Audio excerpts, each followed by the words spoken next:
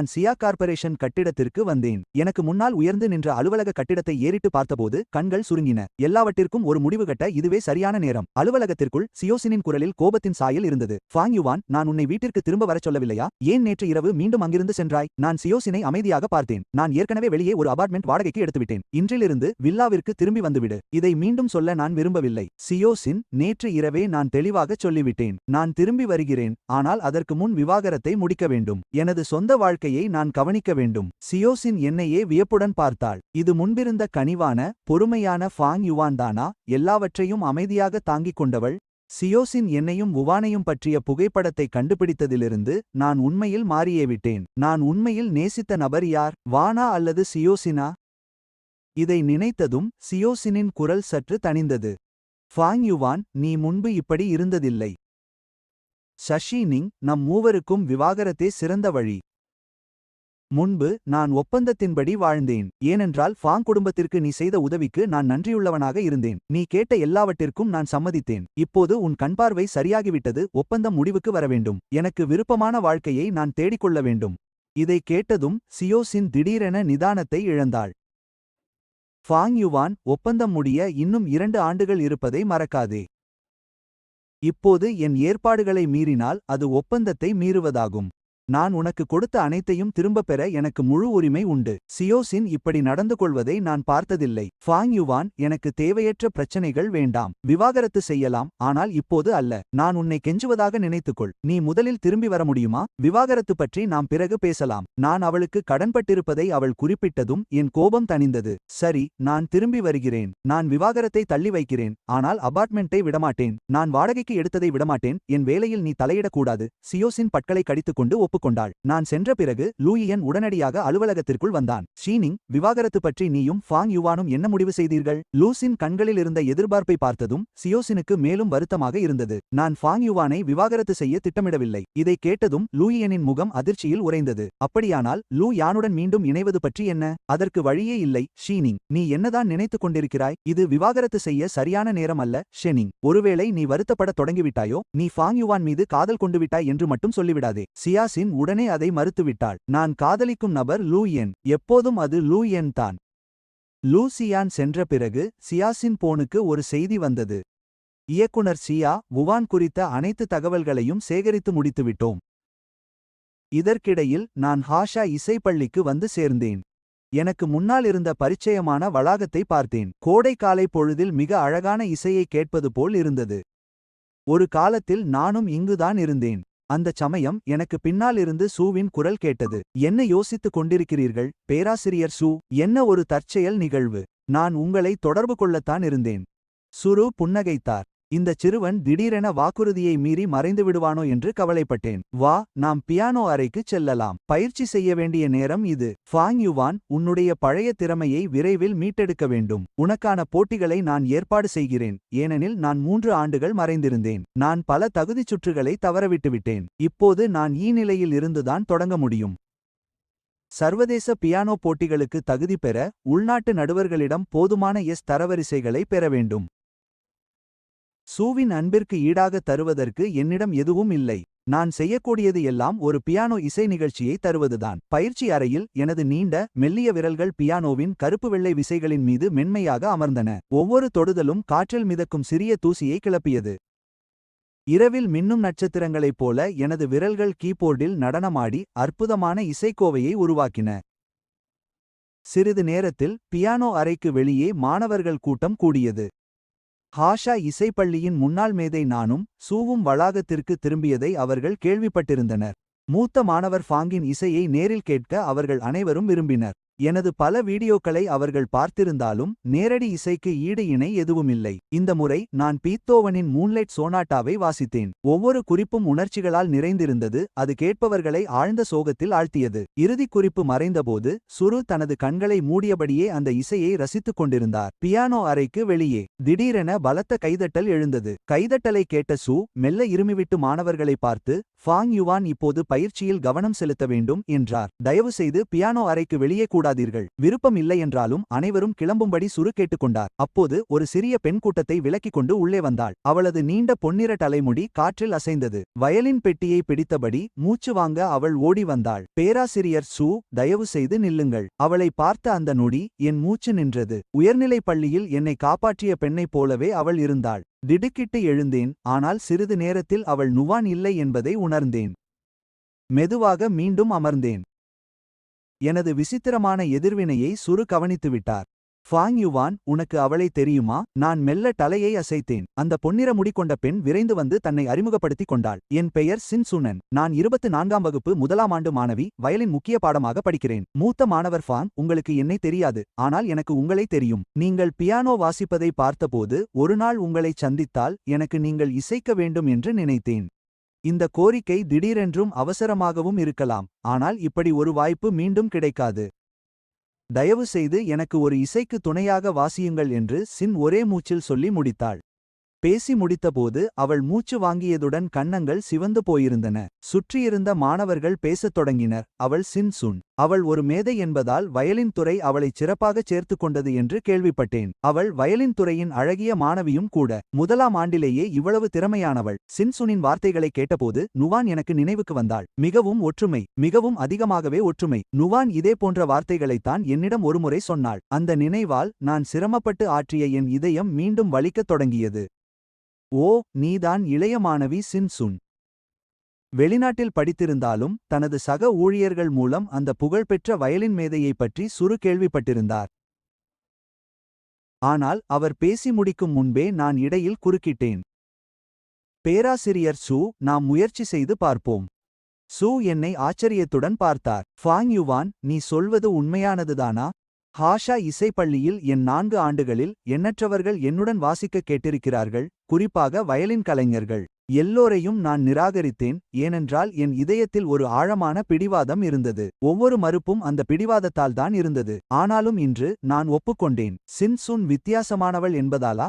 சின் சுன் கூட திகைத்துப் போய் நின்றாள். உண்மையாகவா மூத்தவர் ஃபாங், இது சரிதானா? நான் பயிற்சி செய்ய ஒரு இசைத்துண்டு வைத்திருக்கிறது. என்னுடன் வாசிக்க ஒரு வயலின் கலைஞர் தேவை. நீ சரியான நேரத்தில் வந்துவிட்டாய். ஜூனியர் சின், இது இன்று ஒரு நாள் மட்டும்தான். அடுத்த முறை என்று ஒன்று இருக்காது. நான் அந்த வாக்கியத்தை இறுதியில் சேர்த்தேன், ஏனெனில் எனக்கு அருகில் உள்ள இடம். நான் அதை வுவானுக்காக என்றென்றும் வைத்திருக்க விரும்பினேன். எனது பியானோவிற்கு அடுத்த முதல் இருக்கை எப்போதும் வுவானுக்கே சொந்தமானது. சின் உடனடியாக அந்த அரிய வாய்ப்பை பயன்படுத்திக் கொண்டார். நன்றி, மூத்தவர் ஃபாங். நீங்கள் என்ன இசைத்துண்டை வாசிக்க விரும்புகிறீர்கள்? நாம் சீக்ரெட் வாசிப்போம். அது உனக்கு தெரியுமா? எனக்கு தெரியும். நான் அந்த இசைத்துண்டுகள் அனைத்தையும் பயிற்சி செய்துள்ளேன். நான் சூவை நோக்கி திரும்பினேன். பேராசிரியர் சூ, ஜூனியர் சின் மற்றும் எனக்கு ஹார்மனிக்கு உதவ முடியுமா? சூரு உதவியற்ற நிலையில் புன்னகைத்தார். சரி, நீங்களே கேட்டுவிட்ட பிறகு நான் எப்படி மறுக்க முடியும்? மென்மையான மதிய சூரிய ஒளியில் நனைந்த பியானோ அறையில் நான் மெதுவாக அறிமுக இசையை தொடங்கினேன். என் விரல் நுனிகள் கருப்பு மற்றும் வெள்ளைக்கட்டைகளில் லேசாக நடனமாடின. அழகான ஆனால் சோகமான மெல்லிசை அறை முழுவதும் எதிரொலித்தது. ஒவ்வொரு சுருதியும் கேட்பவரின் இதயத்தை நேரடியாக தொட்டது. சூரு சரியான நேரத்தில் ஹார்மோனியுடன் இணைந்தார். எங்கள் ஒருங்கிணைப்பு குறைபாடற்றதாக இருந்தது. எனது பியானோ இசையுடன் நட்சத்திர கடல் போல ஒன்றிணைந்தது. சுற்றியிருந்த மாணவர்கள் ஏற்கனவே தங்கள் போன்களை பதிவு செய்ய எடுத்துவிட்டனர். மிகவும் அற்புதம். சூ மற்றும் எனக்கும் இடையிலான புரிதலை கண்டு சின்சன் வியப்படைந்தார். பின்னடைய விரும்பாமல் அவள் ஆழ்ந்த மூச்சை எடுத்துக்கொண்டு வயலினை உயர்த்தி வாசிக்கத் தொடங்கினாள். வயலினின் தெளிவான, இனிமையான ஒலிக்கனவு மற்றும் தூய்மையான தன்மையைக் கொண்டு நிஜத்திற்கும் கற்பனைக்கும் இடையிலான எல்லையை தாண்டியது. சீக்ரெட் மெல்லிசை பியானோ அறை முழுவதையும் நிறைத்தது. கேட்டுக்கொண்டிருந்த அனைவரும் அதில் முழுமையாக மூழ்கிவிட்டனர். ஆழ்ந்த மற்றும் உண்மையான உணர்வு மட்டுமே எஞ்சி காற்றில் நீடித்தது. செயல்பாடு முடிந்ததும் இடிமுழக்கத்துடன் கைதட்டல்கள் எழுந்தன. ஜூனியர் சின் நம்ப முடியாதவர். மூத்தவர் ஃபாங் அற்புதம். பேராசிரியர் சூவும் நம்ப முடியாதவர். அவர் ஹஷா இசைப்பள்ளியின் இளைய மற்றும் சிறந்த பேராசிரியர் என்பதில் ஆச்சரியமில்லை. பேராசிரியர் சூ, நானும் அடுத்த செமஸ்டரில் உங்கள் பியானோ வகுப்பில் சேர விரும்புகிறேன். சின்சன் இறுதியாக நிம்மதி பெருமூச்சு விட்டார். நெற்றியில் இருந்த வியர்வையை துடைக்கும் முன்பே அவள் சூ மற்றும் எனக்கு மரியாதையுடன் தலைவணங்கினாள். நன்றி, மூத்தவர் ஃபாங். நன்றி, பேராசிரியர் சூ. அவளது பொன்னிற முடி காற்றில் அசைந்த தருணம் நான் மீண்டும் கடந்த காலத்திற்கு திரும்பியது போல் உணர்ந்தேன். ஆனால் செயல்பாடு முடிந்ததும் சின்சன் அங்கில்லை. நீங்கள் அனைவரும் இப்போது கிளம்பலாம். ஃபாங் யுவான் இன்னும் பயிற்சி செய்ய வேண்டியிருக்கிறது. சுற்றியிருந்த மாணவர்கள் படிப்படியாக கலைந்து சென்றனர். அனைவரும் திருப்தியான புன்னகையுடன் இருந்தனர். ஷீன் தனது வயலின் பெட்டியுடன் பியானோ அறையை விட்டு வெளியே வந்தாள். அவளது நெருங்கிய தோழி ஃபாங் ஷா உடனே ஓடி வந்தாள். சில்லின், நீ அற்புதமாக இருந்தாய். சீனியர் ஃபாங் யுவானை உன்னுடன் சேர்ந்து இசைக்க அழைக்க நீ எப்படித்தான் துணிந்தாயோ? வரலாற்றிலேயே இதை செய்த முதல் நபர் நீயாகத்தான் இருப்பாய். சீனியர் ஃபாங் யுவான் இதற்கு ஒப்புக்கொள்வார் என்று நான் நினைத்து கூட பார்க்கவில்லை. சீனியர் ஃபாங் மற்றும் பேராசிரியர் சூ இருவரும் அபாரமாக இருந்தார்கள். அவர்களின் ஒருங்கிணைப்பு மிகச்சரியாக இருந்ததால் நான் அவர்களை தொடர்ந்து ஈடு கொடுக்க மிகவும் சிரமப்பட்டேன். நான் தான் அவர்களை தடுத்துக் கொண்டிருந்தேன். ஃபாங் ஷா அவளை விரைவாக தேற்றினாள். வீடு. சீனியர் ஃபாங் மற்றும் பேராசிரியர் சூவுடன் இது உனது முதல் இசை நிகழ்ச்சி. நீ ஏற்கனவே மிகச் சிறப்பாக செய்திருந்தாய். நீ மட்டும் பிழையின்றி இசைத்திருந்தால் உன்னை போன்ற மேதைகளிடம் எங்களைப் போன்ற சாதாரண மனிதர்கள் எப்படி போட்டியிட முடியும்? அவள் திடீரென குறும்புத்தனமாகச் சிரித்தாள். ஆமாம், சீனியர் ஃபாங் யுவானுக்கு காதலி இருக்கிறாரா என்று நினைக்கிறாயா? அவருக்கு உன்னை பிடிக்குமா என்று நினைக்கிறாயா? எப்படி இருந்தாலும் அவர் இதற்கு முன்பு ஒரு வயலின் கலைஞருடன் சேர்ந்து இசைத்ததே இல்லை. இந்த முறை அவர் ஒரு விதிவிலக்காக செய்திருக்கிறார். ஷின்சென் திடீரென நடப்பதை நிறுத்தினாள். அவளது கண்களில் ஒரு மெல்லிய சோகம் தெரிந்தது. ஃபாங் யுவான் ஒப்புக்கொண்டதற்கு காரணம் அவள் இல்லை என்பது அவளுக்கு நன்றாக தெரியும். அதற்கு காரணம் அவளது பொன்னிற தலைமுடிதான். நீண்ட காலத்திற்கு முன்பே சின்சன் என்னை சந்தித்து விட்டாள். நான் வாசிப்பதை முதன்முதலில் கேட்டதாக அவள் சொன்னது பல்கலைக்கழகத்தில் நடந்ததல்ல. அது பல ஆண்டுகளுக்கு முன்பே நடந்தது. அந்த மாணவி சின் சுனூன் முதலாம் ஆண்டு மாணவியாக இருந்தாலும் அவளது வயலின் திறமை மிகவும் குறிப்பிடத்தக்கது. எங்கள் தாளத்திற்கு ஈடுகொடுப்பது எளிதல்ல. அதனால்தான் முதல்வர் அவளை இவ்வளவு உயர்வாக மதிக்கிறார். சூ சின்சனின் திறமையை வெளிப்படையாக பாராட்டினாள். இருப்பினும் அவளுக்கு மற்றொன்றை பற்றி அறியும் ஆர்வம் அதிகமாக இருந்தது. ஃபாங் யுவான், ஏன் திடீரென சின் சுனூனுடன் இசைக்க ஒப்புக்கொண்டாய்? உனக்கு அவளை தெரியாது என்பதில் உறுதியாக இருக்கிறாயா? நான் சூவை பார்த்து மென்மையாகச் சிரித்தேன். பேராசிரியர் சூ, நிச்சயமாக எனக்கு அவளை தெரியாது. அது வெறும் தூண்டுதலால் நடந்த ஒன்றுதான். 3 ஆண்டுகள் பல விஷயங்களை மாற்றுவதற்கு போதுமானவை. நான் முன்பு இருந்ததைப் போல பிடிவாதமாக இருக்கக்கூடாது. சூ மெதுவாக தலையசைத்தாள். சரி, நாம் பயிற்சியை தொடர்வோம். மாலை நேரம் நெருங்க எங்கள் பயிற்சி முடிவுக்கு வந்தது. நான் உடல் நீட்டி என் கழுத்து பகுதியை தடவிக்கொண்டேன். பேராசிரியர் சூ, இவ்வளவு நேரம் பயிற்சி செய்வோம் என்று நான் எதிர்பார்க்கவில்லை. உங்களுக்கு இரவு உணவை நான் வழங்கட்டுமா? சூ உடனடியாக ஏற்றுக்கொண்டு கேலியான புன்னகையுடன் கைகளை கட்டிக்கொண்டாள். சரி, அப்படியென்றால் சரி. ஃபாங் யுவான், நீ சொந்தமாகச் சமைத்த உணவை நான் சாப்பிட விரும்புகிறேன். ஆனால் சியோசின் இதை கண்டுபிடித்தால் அவள் கோபப்பட மாட்டாளா? அவள் தனது ஒயிட் மூன்லைட் விஷயத்தில் பிஸியாக இருக்கிறாள். என்னை பற்றி கவலைப்பட அவளுக்கு எப்படி நேரம் இருக்கும்? அது மட்டுமல்லாமல் எனக்கு பிடித்த ஆசிரியருக்கு உணவளிப்பது பெரிய விஷயமில்லை அல்லவா? சூ குறும்புத்தனமாக கண் சிமிட்டினாள். நிச்சயமாக இல்லை. நீ எனக்கு விருந்து அளிக்கவில்லை என்றால் நான் மீண்டும் உனக்கு உதவி செய்வேனா என்று பார்ப்போம். எனது வாடகை வீட்டிற்கு திரும்பி கதவை திறந்தேன். பேராசிரியர் சூ, இது உங்கள் வீடு போலவே உணருங்கள். நான் சமையலை தொடங்கப் போகிறேன். நான் சமையலறையில் பிஸியாக இருப்பதை அவர் பார்த்தார். சூ தனது முகவாயை ஒரு கையால் தாங்கிக் கொண்டு டைனிங் டேபிளில் அமர்ந்திருந்தார். அவருடைய பார்வை எங்கோ தொலைவில் இருந்தது. அவர் எங்கள் பல்கலைக்கழக நாட்களுக்கு திரும்பிச் சென்றது போல இருந்தது. அப்போது சூ என் மீது மிகுந்த அக்கறை காட்டினார் மற்றும் தனிப்பட்ட முறையில் என் படிப்பிற்கு வழிகாட்டினார். அவர் அதை ஒரு பொருட்டாக நினைக்கவில்லை என்றாலும் அவருடைய அன்பிற்கு பிரதிபலன் தராமல் என்னால் அமைதியாக இருக்க முடியவில்லை. எனவே அவருக்கு பதிலுதவி செய்ய என்னால் முடிந்த அனைத்தையும் செய்தேன். இதை பார்த்த அவர் எப்போதும் வெளியே உணவு வாங்குவார் அல்லது பள்ளி உணவகத்தில் சாப்பிடுவார். அவருக்கு 3 வேளை உணவை நானே தயாரித்து வழங்குவதாக கூறினேன். முதலில் சூ இதை பார்த்து வேடிக்கையாக உணர்ந்தார். செல்வந்த குடும்பத்தை சேர்ந்தவர் என்பதால் அவர் எல்லா வகையான உணவுகளையும் சுவைத்திருந்தார். எனது வீட்டுச் சமையல் எப்படி அவரை ஈர்க்க முடியும்? ஆனால் எனது சமையல் திறன் அவருடைய எதிர்பார்ப்புகளையும் தாண்டியது. எனது உணவிற்கு பழகிய பிறகு அவரால் அதை தவிர்க்க முடியவில்லை. வெளிநாடு சென்ற பிறகும் உணவு நேரம் வரும்போதெல்லாம் சமையலறையில் நான் சமைக்கும் காட்சி சூவிற்கு நினைவுக்கு வரும். அவர் ஆழ்ந்த சிந்தனையில் இருந்தபோது நான் இரவு உணவை தயாரித்து மேசைக்கு கொண்டு வந்தேன். பேராசிரியர் சூ, இரவு உணவு தயார். தக்காளி மற்றும் முட்டை நூடுல்ஸுடன் சீஸ் போர்க் சாப்ஸ். எளிய வீட்டு உணவை பார்த்ததும் சூவின் நாவில் நீர் ஊறியது. அறியாமலேயே அதை பார்த்த அடுத்த நொடியே அவர் தனது சாப்ஸ்டிக்ஸை எடுத்து ஒரு வாய் நூடுல்ஸை உண்டார். அவருடைய கண்கள் உடனடியாக மின்னின. சிறிது நேரத்திலேயே அவர் அந்த முழு கிண்ணத்தையும் காலி செய்துவிட்டார். சூவின் முகத்தில் ஒரு லேசான சிவந்த நிறம் தோன்றியது. அவர் திருப்தியுடன் என்னை பார்த்தார். கடந்த 3 ஆண்டுகளில் உங்கள் சமையல் திறன் துளியும் குறையவில்லை. சொல்லப்போனால் அது இன்னும் சிறப்பாக மாறியிருக்கிறது. சியாவோசினை கவனித்துக் கொண்டே அந்த ஆண்டுகளை கழித்ததால் வந்ததா? சரிதான். சூவிடம் நான் எப்போதும் கேலி செய்வது போல சிரித்தேன். பார்த்தீர்களா, கடந்த 3 ஆண்டுகளில் நான் எதையும் கற்கவில்லை என்று அர்த்தமல்ல. நான் சொன்ன அந்த நொடியே சூ எரிச்சலடைந்தார். அவருடைய அழகான முகம் இன்னும் அடர் சிவப்பு நிறத்தில் சிவந்தது. முட்டாளே, உன் எல்லா செலவுகளையும் நான் ஏற்பதாக அப்போதே சொன்னேன். ஆனால் நீ சியாவோசினை மணப்பதில் பிடிவாதமாக இருந்தாய். அது வாழ்க்கையில் ஒருமுறை மட்டுமே கிடைக்கும் வாய்ப்பு. எண்ணற்ற மக்கள் அதை பெற கனவு காண்கிறார்கள். இருப்பினும் நீ மனமுவந்து அதை தியாகம் செய்தாய். பேராசிரியர் சூ, சியாவோசினை மணந்ததில் எனக்கு எந்த வருத்தமும் இல்லை. அது நான் செய்ய வேண்டிய ஒன்றாக இருந்தது. வெளிநாட்டில் படிக்கும் வாய்ப்பை இழப்பது உலக மேடையை அடைய முடியாது என்று அர்த்தமென்றால் அது என் பியானோ திறன் போதாது என்பதைத்தான் காட்டுகிறது. ஆனால் உங்கள் எதிர்பார்ப்புகளுக்காக என்னால் முடிந்த அனைத்தையும் செய்வேன். நம்மால் இதை செய்ய முடியும் என்று நான் நம்புகிறேன். நான் பேசும்போது என் புன்னகை அமைதியாகவும் மென்மையாகவும் மிகுந்த தன்னம்பிக்கையுடனும் இருந்தது. என்னை பார்த்ததும் சுருவின் கோபம் பாதிக்கும் மேல் கரைந்து போனது.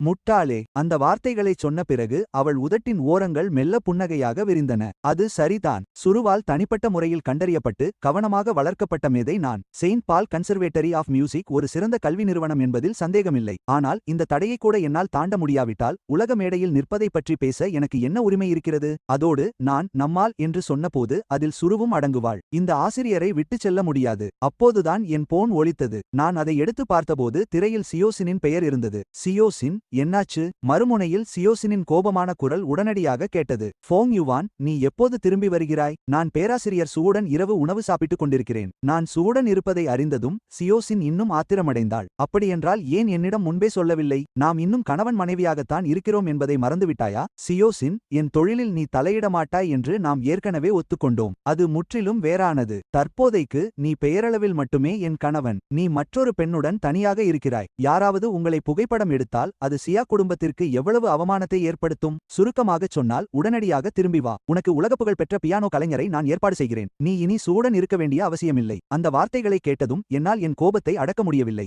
சியோசின், உன் பார்வையை சரிசெய்த தருணமே சியா குடும்பத்திற்கு நான் பட்ட கடனை அடைத்துவிட்டேன். இப்போது நான் செய்ய வேண்டியதைத்தான் செய்ய விரும்புகிறேன். சிய குடும்பம் திரு லூவை ஏற்கும் வரை நான் உனக்கு ஒத்துழைக்க வேண்டும் என்று நீ எதிர்பார்த்தால் என் தனிப்பட்ட விஷயங்களில் தலையிடுவதை நிறுத்துமாறு கேட்டுக்கொள்கிறேன்.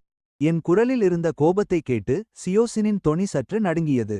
எப்படி என்னை இப்படி பேச உனக்கு துணிச்சல் வந்தது? ஃபோங் யுவான், நீ இதற்கு முன்பு என்னிடம் இப்படி நடந்து கொண்டதில்லை. நீ ஏன் இப்படி மாறிவிட்டாய்? நீ ஏற்கனவே திரு லூவை தேர்ந்தெடுத்திருந்தால் அவரை நன்றாக கவனித்துக்கொள். ஆதாரமற்ற காரணங்களை கூறி என்னை இழுக்காதே. அது அனைவருக்கும் அநீதியானது. எனவே நான் லூ என்னுடன் இருப்பதால் நீ வருத்தமடைகிறாய். அதனால்தான் என்னை எதிர்க்கிறாய், அப்படித்தானே? நீ நினைப்பதை நினைத்துக்கொள். அதைச் சொன்னதும் நான் உறுதியாக போனை வைத்தேன். சியோசினுடனான என் உரையாடலின் ஒரு பகுதியை சுரு கேட்டுவிட்டாள். சியோசினுக்கும் எனக்கும் இடையிலான திருமணம் காதலால் அல்ல, ஒரு ஒப்பந்தத்தால் மட்டுமே நடந்தது என்பதை அது அவளுக்கு மேலும் உறுதிப்படுத்தியது. சுருவின் இதழ்களில் அறியாமலே ஒரு மெல்லிய புன்னகை அரும்பியது.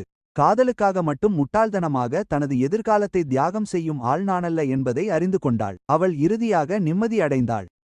என்னை வில்லாவில் இறக்கிவிட்டு நான் செல்வதை பார்த்து கொண்டிருந்த சுருவின் பார்வை சற்று ஆழ்ந்திருந்தது. அப்போது அவளது தொலைபேசி ஒலித்து அவளது எண்ணங்களை கலைத்தது. ஹஷா இசைப்பள்ளியில் பணிபுரியும் சக ஊழியர் அழைப்பதை பார்த்ததும், என்ன விஷயம் பேராசிரியர் சு என்று கேட்டாள். சீக்கிரம் பள்ளி இணையதளத்தை பாருங்கள், அது பயங்கரமாக பரவிவிட்டது.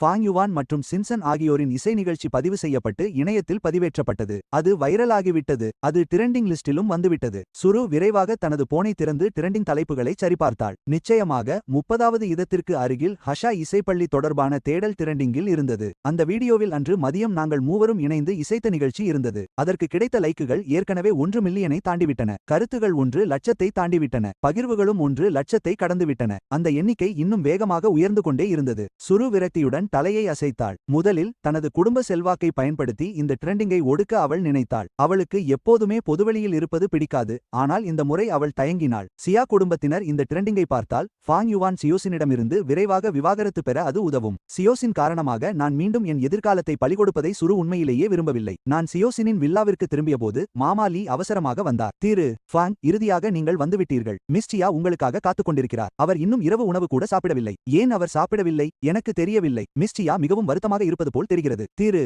ஃபாங், வீட்டுச் சமையல்காரர் தயாரித்த உணவை அவர் சாப்பிட மறுக்கிறார். நீங்கள் சமைக்கும் உணவை மட்டுமே அவர் சாப்பிட விரும்புகிறார். நான் விரக்தியுடன் தலையசைத்தேன். சியோசின் உண்மையில் என்ன நினைக்கிறாள்? என்னால் அவளை புரிந்து கொள்ள முடியவில்லை. இப்படி தன்னைத்தானே வருத்திக் கொள்வது உண்மையில் அவசியம். இறுதியாக நான் சமையலறைக்குச் சென்று சியோசினுக்கு பிடித்த நூடுல்ஸை சமைத்தேன். அந்த பாத்திரத்தை எடுத்துக்கொண்டு படிக்கும் அறையின் கதவருகே சென்று மெதுவாக தட்டினேன். சியோசின், இது நான்தான். உள்ளே இருந்து எந்த பதிலும் இல்லை. சியோசின் என்னை பார்க்க விரும்பவில்லை என்பது எனக்கு தெரியும். பரவாயில்லை, உனக்காக நூடுல்ஸ் செய்திருக்கிறேன். அது இன்னும் சூடாக இருக்கிறது. நான் அதை கதவுக்கு வெளியே வைக்கிறேன். நான் தட்டை தரையில் வைத்துவிட்டு நகர திரும்பினேன். அப்போது கதவு திடீரென திறந்தது. ஃபாங் யுவான், நீ கிளம்ப துணிகிறாயா? நான் திரும்பினேன். சியோசின் அங்கே நின்று அடக்கப்பட்ட கோபம் நிறைந்த குளிர்ந்த கண்களுடன் என்னை பார்த்து கொண்டிருந்தாள். ஆக, என் உடல்நலத்தின் மீது உனக்கு இன்னும் அக்கறை இருக்கிறதா? நீ பெரிய ஆளாகிவிட்டாய், இனி என்னை பற்றி கவலைப்பட மாட்டாய் என்று நினைத்தேன். நான் குழப்பத்துடன் அவளை அவளை பார்த்தேன். ஷீனிங், நாம் நிதானமாக பேச வேண்டும் என்று நினைக்கிறேன். உன் பார்வை இப்போது சரியாகிவிட்டது. உன் காதலியுடன் மீண்டும் இணைந்து விட்டாய். உன்னிடம்தான் எல்லாம் இருக்கிறதே. பின் ஏன் என்னை மட்டும் வதைக்கிறாய்? ஷியாவ் சிங் பதில் சொல்ல முடியாமல் திகைத்தாள். சிறிது நேரம் கழித்து அவள் திரும்பிச் சென்றாள். ஃபாங் யுவான், நூடுல்ஸை உள்ளே கொண்டு வா. மனதிற்குள் பெருமூச்சு விட்டு கிண்ணத்தை எடுத்தேன். அவளை பின்தொடர்ந்து அமைதியாக ஆய்வு அறைக்குச் சென்றேன். ஷியாவ் சிங் உடனே எதுவும் பேசவில்லை. மாறாக நான் செய்த நூடுல்ஸை அமைதியாகச் சாப்பிட்டாள். சாப்பிட்டு முடித்ததும் கைக்குட்டையை எடுத்து வாயை துடைத்துக் கொண்டாள். அதன் பிறகே அவள் தன் அழகான கண்களால் என்னை நேராக பார்த்தாள். மாலையின் மென்மையான ஒளியில் என் முகம் இன்னும் தெளிவாக தெரிந்தது. ஃபாங் யுவான், உன்னை வதைக்க விரும்பவில்லை, ஆனால் நம் ஒப்பந்தத்தை மறந்துவிடாதே.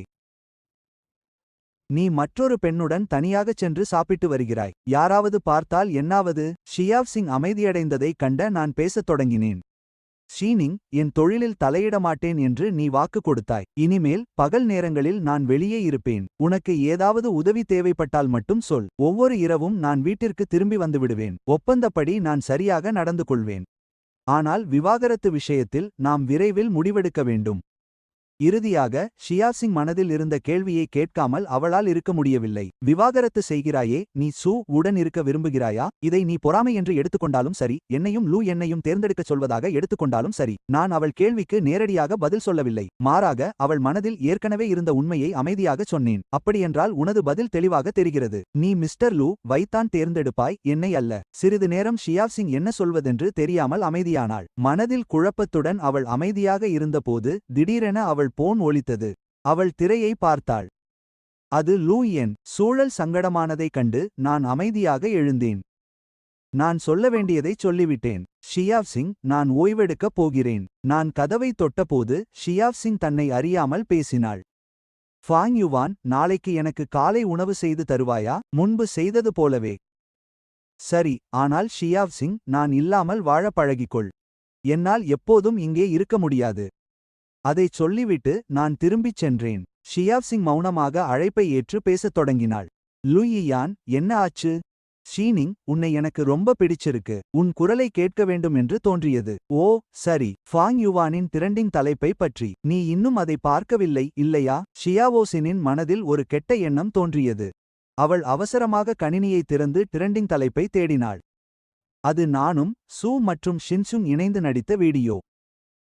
ஷியாவோசின் தன்னை மறந்து அதில் மூழ்கினாள். நான் வாசிக்கும்போது நான் ஜொலிப்பது போல் இருந்தது. ஷீனிங், ஃபாங் யுவானின் பியானோ திறமை மிகவும் ஈர்க்கக்கூடியது என்று நினைக்கிறேன். இப்போது அவர் மற்ற பெண்களுடன் சேர்ந்து தன் புகழை வளர்த்து வருகிறார். உன்னை விவாகரத்து செய்த பிறகு அவர் தன் வாழ்க்கையை திட்டமிடுகிறார் என்று நினைக்கிறேன். ஷீனிங், நான் இப்போது ஒரு சிறிய வீடியோ பொழுதுபோக்கு நிறுவனத்தை தொடங்கியுள்ளேன். நாங்கள் திறமையான படைப்பாளிகளை தேடுகிறோம். ஃபாங் யுவானின் செயல்பாடு மிகச்சிறந்ததாக நான் கருதுகிறேன். அவரை என் நிறுவனத்தில் சேர நீ சம்மதிக்க வைக்கலாமே?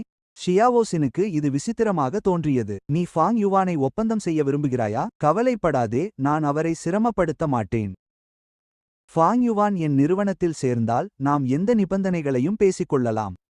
எப்படியும் உனக்கு பார்வையை தந்தவர் அவர்தானே. லூயியான் சொன்னதெல்லாம் மிகவும் நியாயமாக தெரிந்தது. மெதுவாக ஷியாவோசின் தனது எச்சரிக்கையை தளர்த்தினாள். நான் உனக்காக ஃபாங் யுவானிடம் பேசுகிறேன். அதே நேரத்தில் டிரெண்டிங் தலைப்பு குறித்து சுவிடமிருந்து எனக்கு ஒரு செய்தி வந்தது. பேராசிரியர் சு, இதை பார்த்த பிறகு ஷியாவோசின் ஏதேனும் சொன்னாரா? நான் பதிலளித்தேன். பேராசிரியர் சு, கவலைப்படாதீர்கள். நான் ஷியாவோசினுக்கு அனைத்தையும் தெளிவாக விளக்கிவிட்டேன். இரட்டை மேற்கோள் குறி. அது நல்லது. நான் 3 நாள் பணி பயணமாகச் செல்கிறேன். தொடர்ந்து பயிற்சி செய்ய மறக்காதே. போட்டிக்கு நன்றாக தயாராகு. நாங்கள் மூவரும் இணைந்து நடித்த வீடியோவை பார்த்தபடி என் நெற்றியை மெதுவாக வருடினேன். நான் பியானோ கலைஞராக பயணத்தை தொடர வேண்டுமானால் இத்தகைய சூழ்நிலைகள் வரத்தான் செய்யும். ஒரு டிரெண்டிங் தலைப்பை கூட என்னால் கையாள முடியாவிட்டால் எப்படி? உலக அரங்கில் நிற்பதை பற்றி நான் எப்படி பேச முடியும்? ஓ ஒன், நீ இன்னும் ஹஷாவில் செய்திகளை பின்தொடர்கிறாய் என்றால் நான் திரும்பி வந்ததை நீ பார்ப்பாய் என்று என் இதயத்தில் இருந்த ஏக்கத்துடன் மெதுவாக முணுமுணுத்தேன். அப்போது ஒரு அறிமுகமில்லாத எண்ணிலிருந்து திடீரென அழைப்பு வந்தது. போனை எடுத்தவுடன் மறுமுனையிலிருந்து உற்சாகமான குரல் கேட்டது. ஃபாங் யுவான், நீ இறுதியாக திரும்பி வந்துவிட்டாய் என்பதை என்னால் நம்ப முடியவில்லை. நான் சற்று திகைத்துவிட்டு,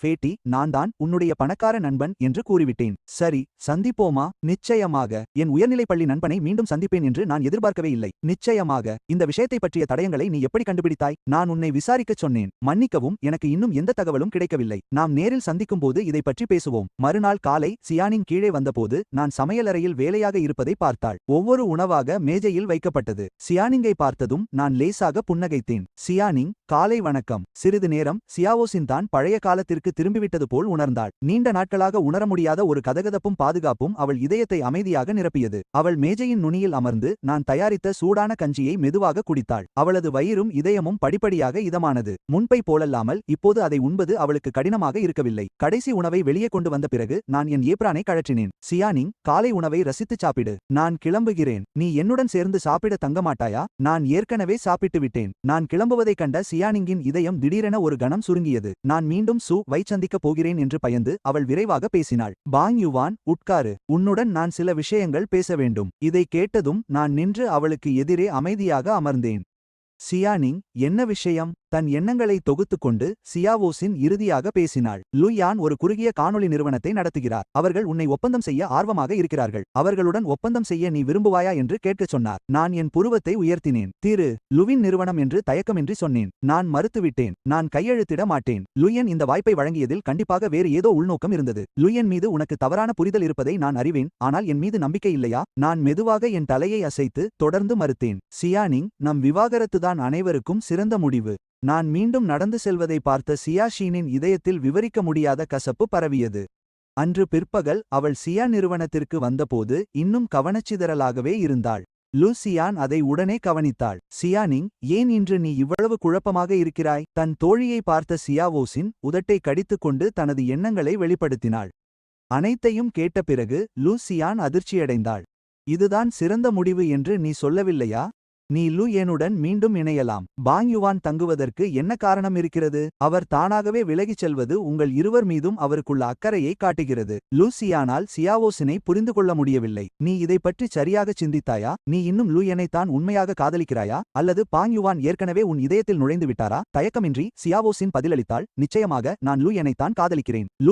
லூயியான் ஒரு மோசமான நபர் என்றும் சியோசிங்கிற்கு அவன் தகுதியற்றவன் என்றும் நினைத்தாலும் அவள் பெருமூச்சு விட்டாள். நீ உன் முடிவை எடுத்துவிட்டாய். எனவே நீ வருத்தப்படக்கூடாது. மேலும் ஃபாங் யுவானின் உணர்வுகளை துரோகம் செய்யாதே. ஷென் ஷியன், ஃபாங் யுவான் என்னுடன் உள்ள தொடர்பை முற்றிலும் துண்டித்துவிட்டு மீண்டும் என்னை சந்திக்கக்கூடாது என்று நீயும் நினைக்கிறாயா? லூ ஜியான் அவளை உதவியற்ற நிலையில் பார்த்தாள். வேறென்ன எதிர்பார்க்கிறாய்? அப்போது சியோசிங்கின் தொலைபேசி ஒலித்தது. அவள் திரையை ஒரு சிக்கலான உணர்வுடன் பார்த்த பிறகு அழைப்பை ஏற்றாள். லூ யியான், என்ன விஷயம்? சியோசிங், நான் உன் நிறுவனத்திற்கு அருகில் இருக்கிறேன். நான் உன்னை பார்க்க விரும்புகிறேன். சரி, நாம் வேறொரு இடத்தில் சந்திக்கலாம். அதே நேரத்தில் ஷிர்ஹாவை சந்திக்க ஏற்பாடு செய்திருந்த தேநீர் கடைக்கு நான் வந்து சேர்ந்தேன். அவன் என்னை பார்த்ததும் ஷிர்ஹா நடந்து வந்து என் மார்பில் லேசாக குத்தினான். மடையா, உன்னை 3 ஆண்டுகளாக பார்க்கவில்லை. நீ எப்படி இன்னும் அழகாக மாறிவிட்டாய்? நாங்கள் எல்லாம் எப்படி பிழைப்பது?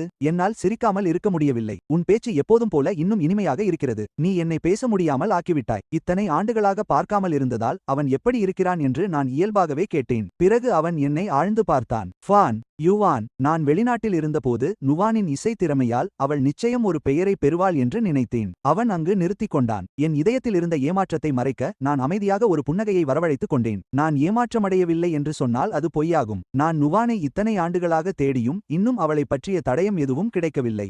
ஷெர்ஹாவைக் கொண்டு வெளிநாடுகளில் தேடியும் பலன் கிடைக்கவில்லை. எங்கள் மேல்நிலைப் பள்ளியின் கடைசி ஆண்டிலிருந்து நுவான் உலகை விட்டே மறைந்துவிட்டது போல் இருந்தது. ஷிர்ஹா என்னை நோக்கி மென்மையாக பெருமூச்சு விட்டான். ஃபாங் யுவான், நீ உண்மையிலேயே கைவிட திட்டமில்லையா? ஏற்கனவே 7 ஆண்டுகள் ஆகிவிட்டன. உயர்நிலைப் பள்ளி என் வாழ்க்கையின் இருண்ட காலமாகும். நுவான் எனக்கு எவ்வளவு முக்கியம் என்பதை ஷெர்ஹாவை விட வேறு யாரும் நன்றாக புரிந்து கொள்ளவில்லை. நீ உன் முடிவை எடுத்துவிட்டதால் உன் சகோதரனாக நான் நிச்சயமாக உன்னை ஆதரிப்பேன். சிறிய அமைதிக்குப் பிறகு ஷிர்ஹா கைகளை தேய்த்துக்கொண்டு சற்று தயக்கத்துடன் பேசினான்.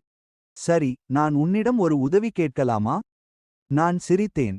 ஷிர்ஹா, நீ 3 ஆண்டுகளாக வெளிநாட்டில் இருந்தாய். எப்போது முதல் நீ இவ்வளவு கூச்ச சுபாவமுள்ளவனாக மாறினாய்? தயங்காமல் சொல். நான் டோவைன் என்ற குறுகிய கால வீடியோ பொழுதுபோக்கு நிறுவனத்தை தொடங்கினேன். நாங்கள் தற்போது எங்கள் பரிந்துரை அல்காரிதத்தை மேம்படுத்தி பயனர் தரவை சேகரித்து வருகிறோம். ஆனால் தளத்தை ஆதரிக்க இன்னும் சில பிரபலமான படைப்பாளிகள் எங்களுக்கு தேவை. உனக்கு ஆட்சேபனை இல்லை என்றால் நான் உனக்கு நிலை ஒப்பந்தத்தை வழங்க முடியும். உங்களுக்கு நேரம் கிடைக்கும் போதெல்லாம் சில வீடியோக்களை பதிவேற்றினால் போதும். மற்ற அனைத்தையும் எங்கள் குழு கவனித்துக் கொள்ளும். ஏன் அனைவரும் குறுகிய வீடியோ துறையை நோக்கி ஓடுகிறார்கள் என்று கேட்காமல் இருக்க முடியவில்லை. நிச்சயமாக, நான் சிரிப்பேன். லூ குடும்பத்தினரும் குறுகிய வீடியோ சந்தையில் அதிக முதலீடு செய்துள்ளதாக கேள்விப்பட்டேன். அவர்கள் இந்த துறையில் ஆதிக்கம் செலுத்த தயாராகி வருகிறார்கள். அதிர்ஷ்டவசமாக என் குடும்பத்தினர் இதில் முன்கூட்டியே இறங்கிவிட்டனர். எங்கள் அல்காரிதமும் மிகவும் வலுவானது, அதனால் நாங்கள் இன்னும் வெளியேற்றப்படவில்லை. நீங்கள் டொவைனில் சேர தயாராக இருக்கும் வரை நீங்கள் நிச்சயம் மிகப்பெரிய வெற்றி பெறுவீர்கள் என்று எனக்கு தெரியும். நீங்கள் நாடு முழுவதும் பிரபலமானதும் ஒருவேளை நுவான் உங்களைப் பற்றிய செய்தியை பார்க்கலாம். அந்த கடைசி வாக்கியம் என் முடிவை முழுமையாக மாற்றியது. மேலும் சூ எனக்காக திட்டமிட்ட போட்டி அட்டவணையின்படி உலகத்தரம் வாய்ந்த பியானோ போட்டிகளுக்கு தகுதி பெற இன்னும் நீண்ட காலம் எடுக்கும். ஷூஹாவ், இந்த முடிவை என்னால் தனியாக எடுக்க முடியாது. நான் முதலில் பேராசிரியர் சூவிடம் விவாதிக்க வேண்டும். அவர் ஏற்கனவே எனக்காக பல போட்டிகளை ஏற்பாடு செய்துள்ளார். எனக்கு நேரம் போதாது என்று நான் கவலைப்படுகிறேன். ஷூஹாவ் பிரகாசமாகச் சிரித்தார். பரவாயில்லை, நீங்கள் இதை பற்றி யோசிக்க தயாராக இருந்தால் போதும். நான் நன்றியுடன் தலையசைத்தேன். நன்றி, ஷூஹாவ். அவருடைய அன்பை நான் எப்படி புரிந்து கொள்ளாமல் இருப்பேன்? நாங்கள் தொடக்கப்பள்ளி முதலே ஒருவரை ஒருவர் அறிவோம். ஃபாங் குடும்பத்தின் இருண்ட நாட்களில் நாங்கள் ஒன்றாக வளர்ந்தோம். என் குடும்பத்தின் கடன்களை அடைக்க ஷூஹாவ் தன் சொந்த வாழ்க்கையையே தியாகம் செய்ய விரும்பினான். அதிர்ஷ்டவசமாக நான் அவனை தடுத்துவிட்டேன். அந்த விஷயங்களை நான் எப்போதும் நினைவில் வைத்திருந்தேன். ஷூ குடும்பத்தினருக்கு நான் மனதார நன்றியுள்ளவனாக இருந்தேன். ஓ சரி, ஃபாங் யுவான். உங்கள் வைரல் வீடியோவில் அந்த வயலின் கலைஞர் கூட இருக்கிறார். முதல் பார்வையில் அவள் நுவானைப் போலவே இருக்கிறாள்.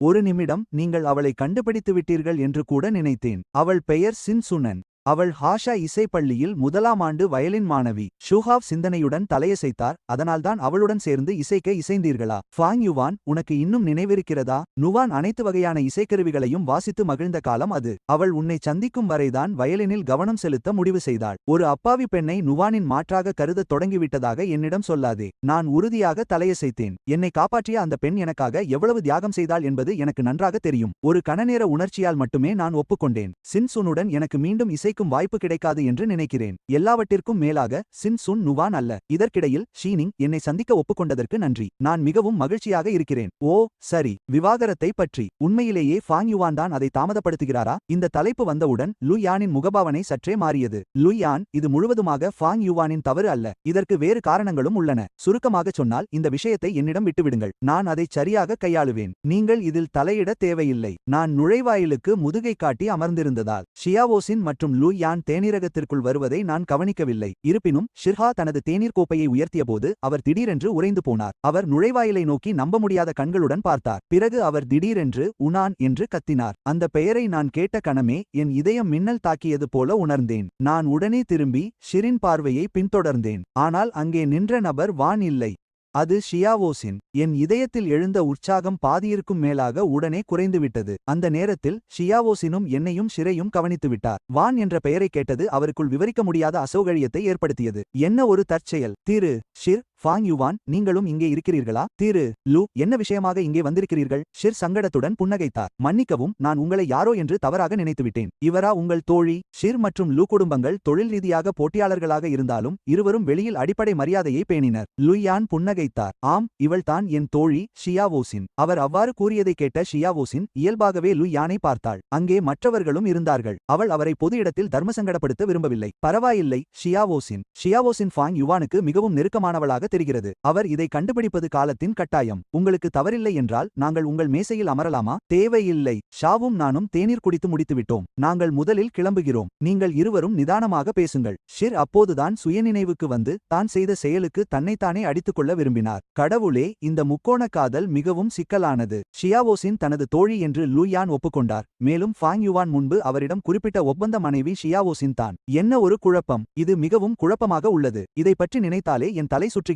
அவர் அவசரமாக என்னை பின்தொடர்ந்தார். நாங்கள் வெளியேறிய பிறகு ஷியாவோசின் கோபமாக, லு யான், நீங்கள் எல்லை மீறிவிட்டீர்கள் என்றாள். ஃபாங் யுவானை நம் விஷயத்தில் இழுக்க வேண்டாம் என்று நான் உங்களிடம் சொன்னேன். இன்னொரு விஷயம், வெளியில் இருப்பவர்கள் முன்னிலையில் ஏன் நம் உறவை ஒப்புக்கொண்டீர்கள்? ஷியாவோசின், ஃபாங் யுவானின் நண்பர் எப்படி இருப்பார் என்று தெரியுமா? நம் உறவை பற்றி அவருக்கு தெரியாது என்று உண்மையிலேயே நினைக்கிறீர்களா? உன் ஆளாக சீக்கிரமோ அல்லது தாமதமாகவோ நான் ஃபாங் யுவானிடம் அனைத்தையும் தெளிவுபடுத்துவேன். அவன் இதை இழுத்தடித்து நம்மை பாதிக்க நான் விடமாட்டேன். இப்போது அந்த நபர் யார் என்று உனக்கு தெரியுமா? அவன் டூயிங் நிறுவனத்தின் நிறுவனர் மற்றும் உள்நாட்டு குறுகிய வீடியோ துறையில் எனது போட்டியாளர்களில் ஒருவன். ஃபாங் யுவான் என்னுடன் ஒத்துழைக்க மறுத்தது அவன் உயர்தரமானவன் என்பதால் அல்ல, அவனுக்கு ஏற்கனவே ஒரு புதிய ஆதரவு கிடைத்துவிட்டது என்று தோன்றுகிறது. இதை கேட்டதும் நான் அவளுடைய உலகத்திலிருந்து முற்றிலும் மறைந்து விடுவேன் என்று சொன்னது ஷியாசினுக்கு நினைவுக்கு வந்தது. அது அவளை இன்னும் மோசமாக உணர வைத்தது. லூயியான், அலுவலகத்தில் எனக்கு ஒரு வேலை இருப்பதை இப்போதுதான் நினைவு கூர்ந்தேன். நான் கிளம்புகிறேன். மேலும் நீங்கள் ஃபாங் யுவானை தேடிச் செல்ல மாட்டேன் என்று எனக்கு வாக்களித்தீர்கள். இல்லை என்றால் நான் உங்களிடம் இனி பேச மாட்டேன். இந்த விஷயத்தை நான் சரியாக கையாள்வேன். வாழ்வேன். பொறு,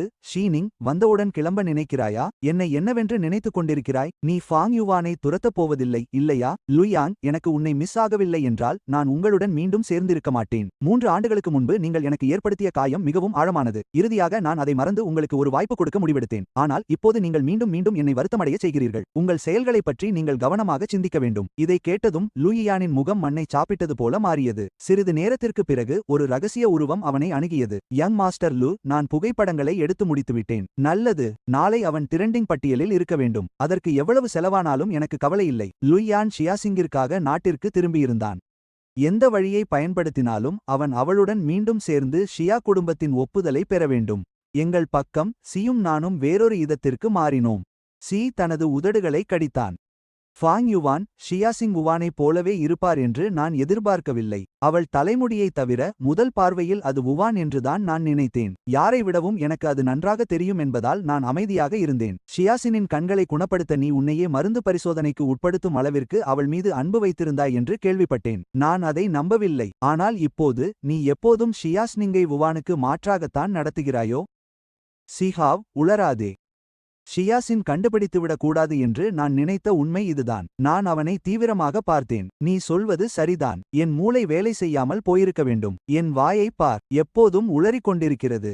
நாங்கள் இருவருமே உண்மையை அறிந்திருந்தாலும் அதை வெளிப்படையாகச் சொல்லவே கூடாது. வேறொரு இடத்தில் சுரு அதிவேக ரயிலில் கைகளை கட்டிக்கொண்டு கண்களை மூடி ஓய்வெடுத்துக் கொண்டிருந்தாள். அவளது போன் திடீரென அதிர்ந்தது. திரையில் என் பெயரைக் கண்டதும் சுருவின் உதட்டோரம் மெல்ல புன்னகை அரும்பியதை அவள் கவனிக்கவே இல்லை. பேராசிரியர், உங்களிடம் ஒரு விஷயம் பேசலாமா? ஷியாயின் ஒத்துழைப்பு திட்டம் குறித்து நான் சுவிடம் கூறினேன்.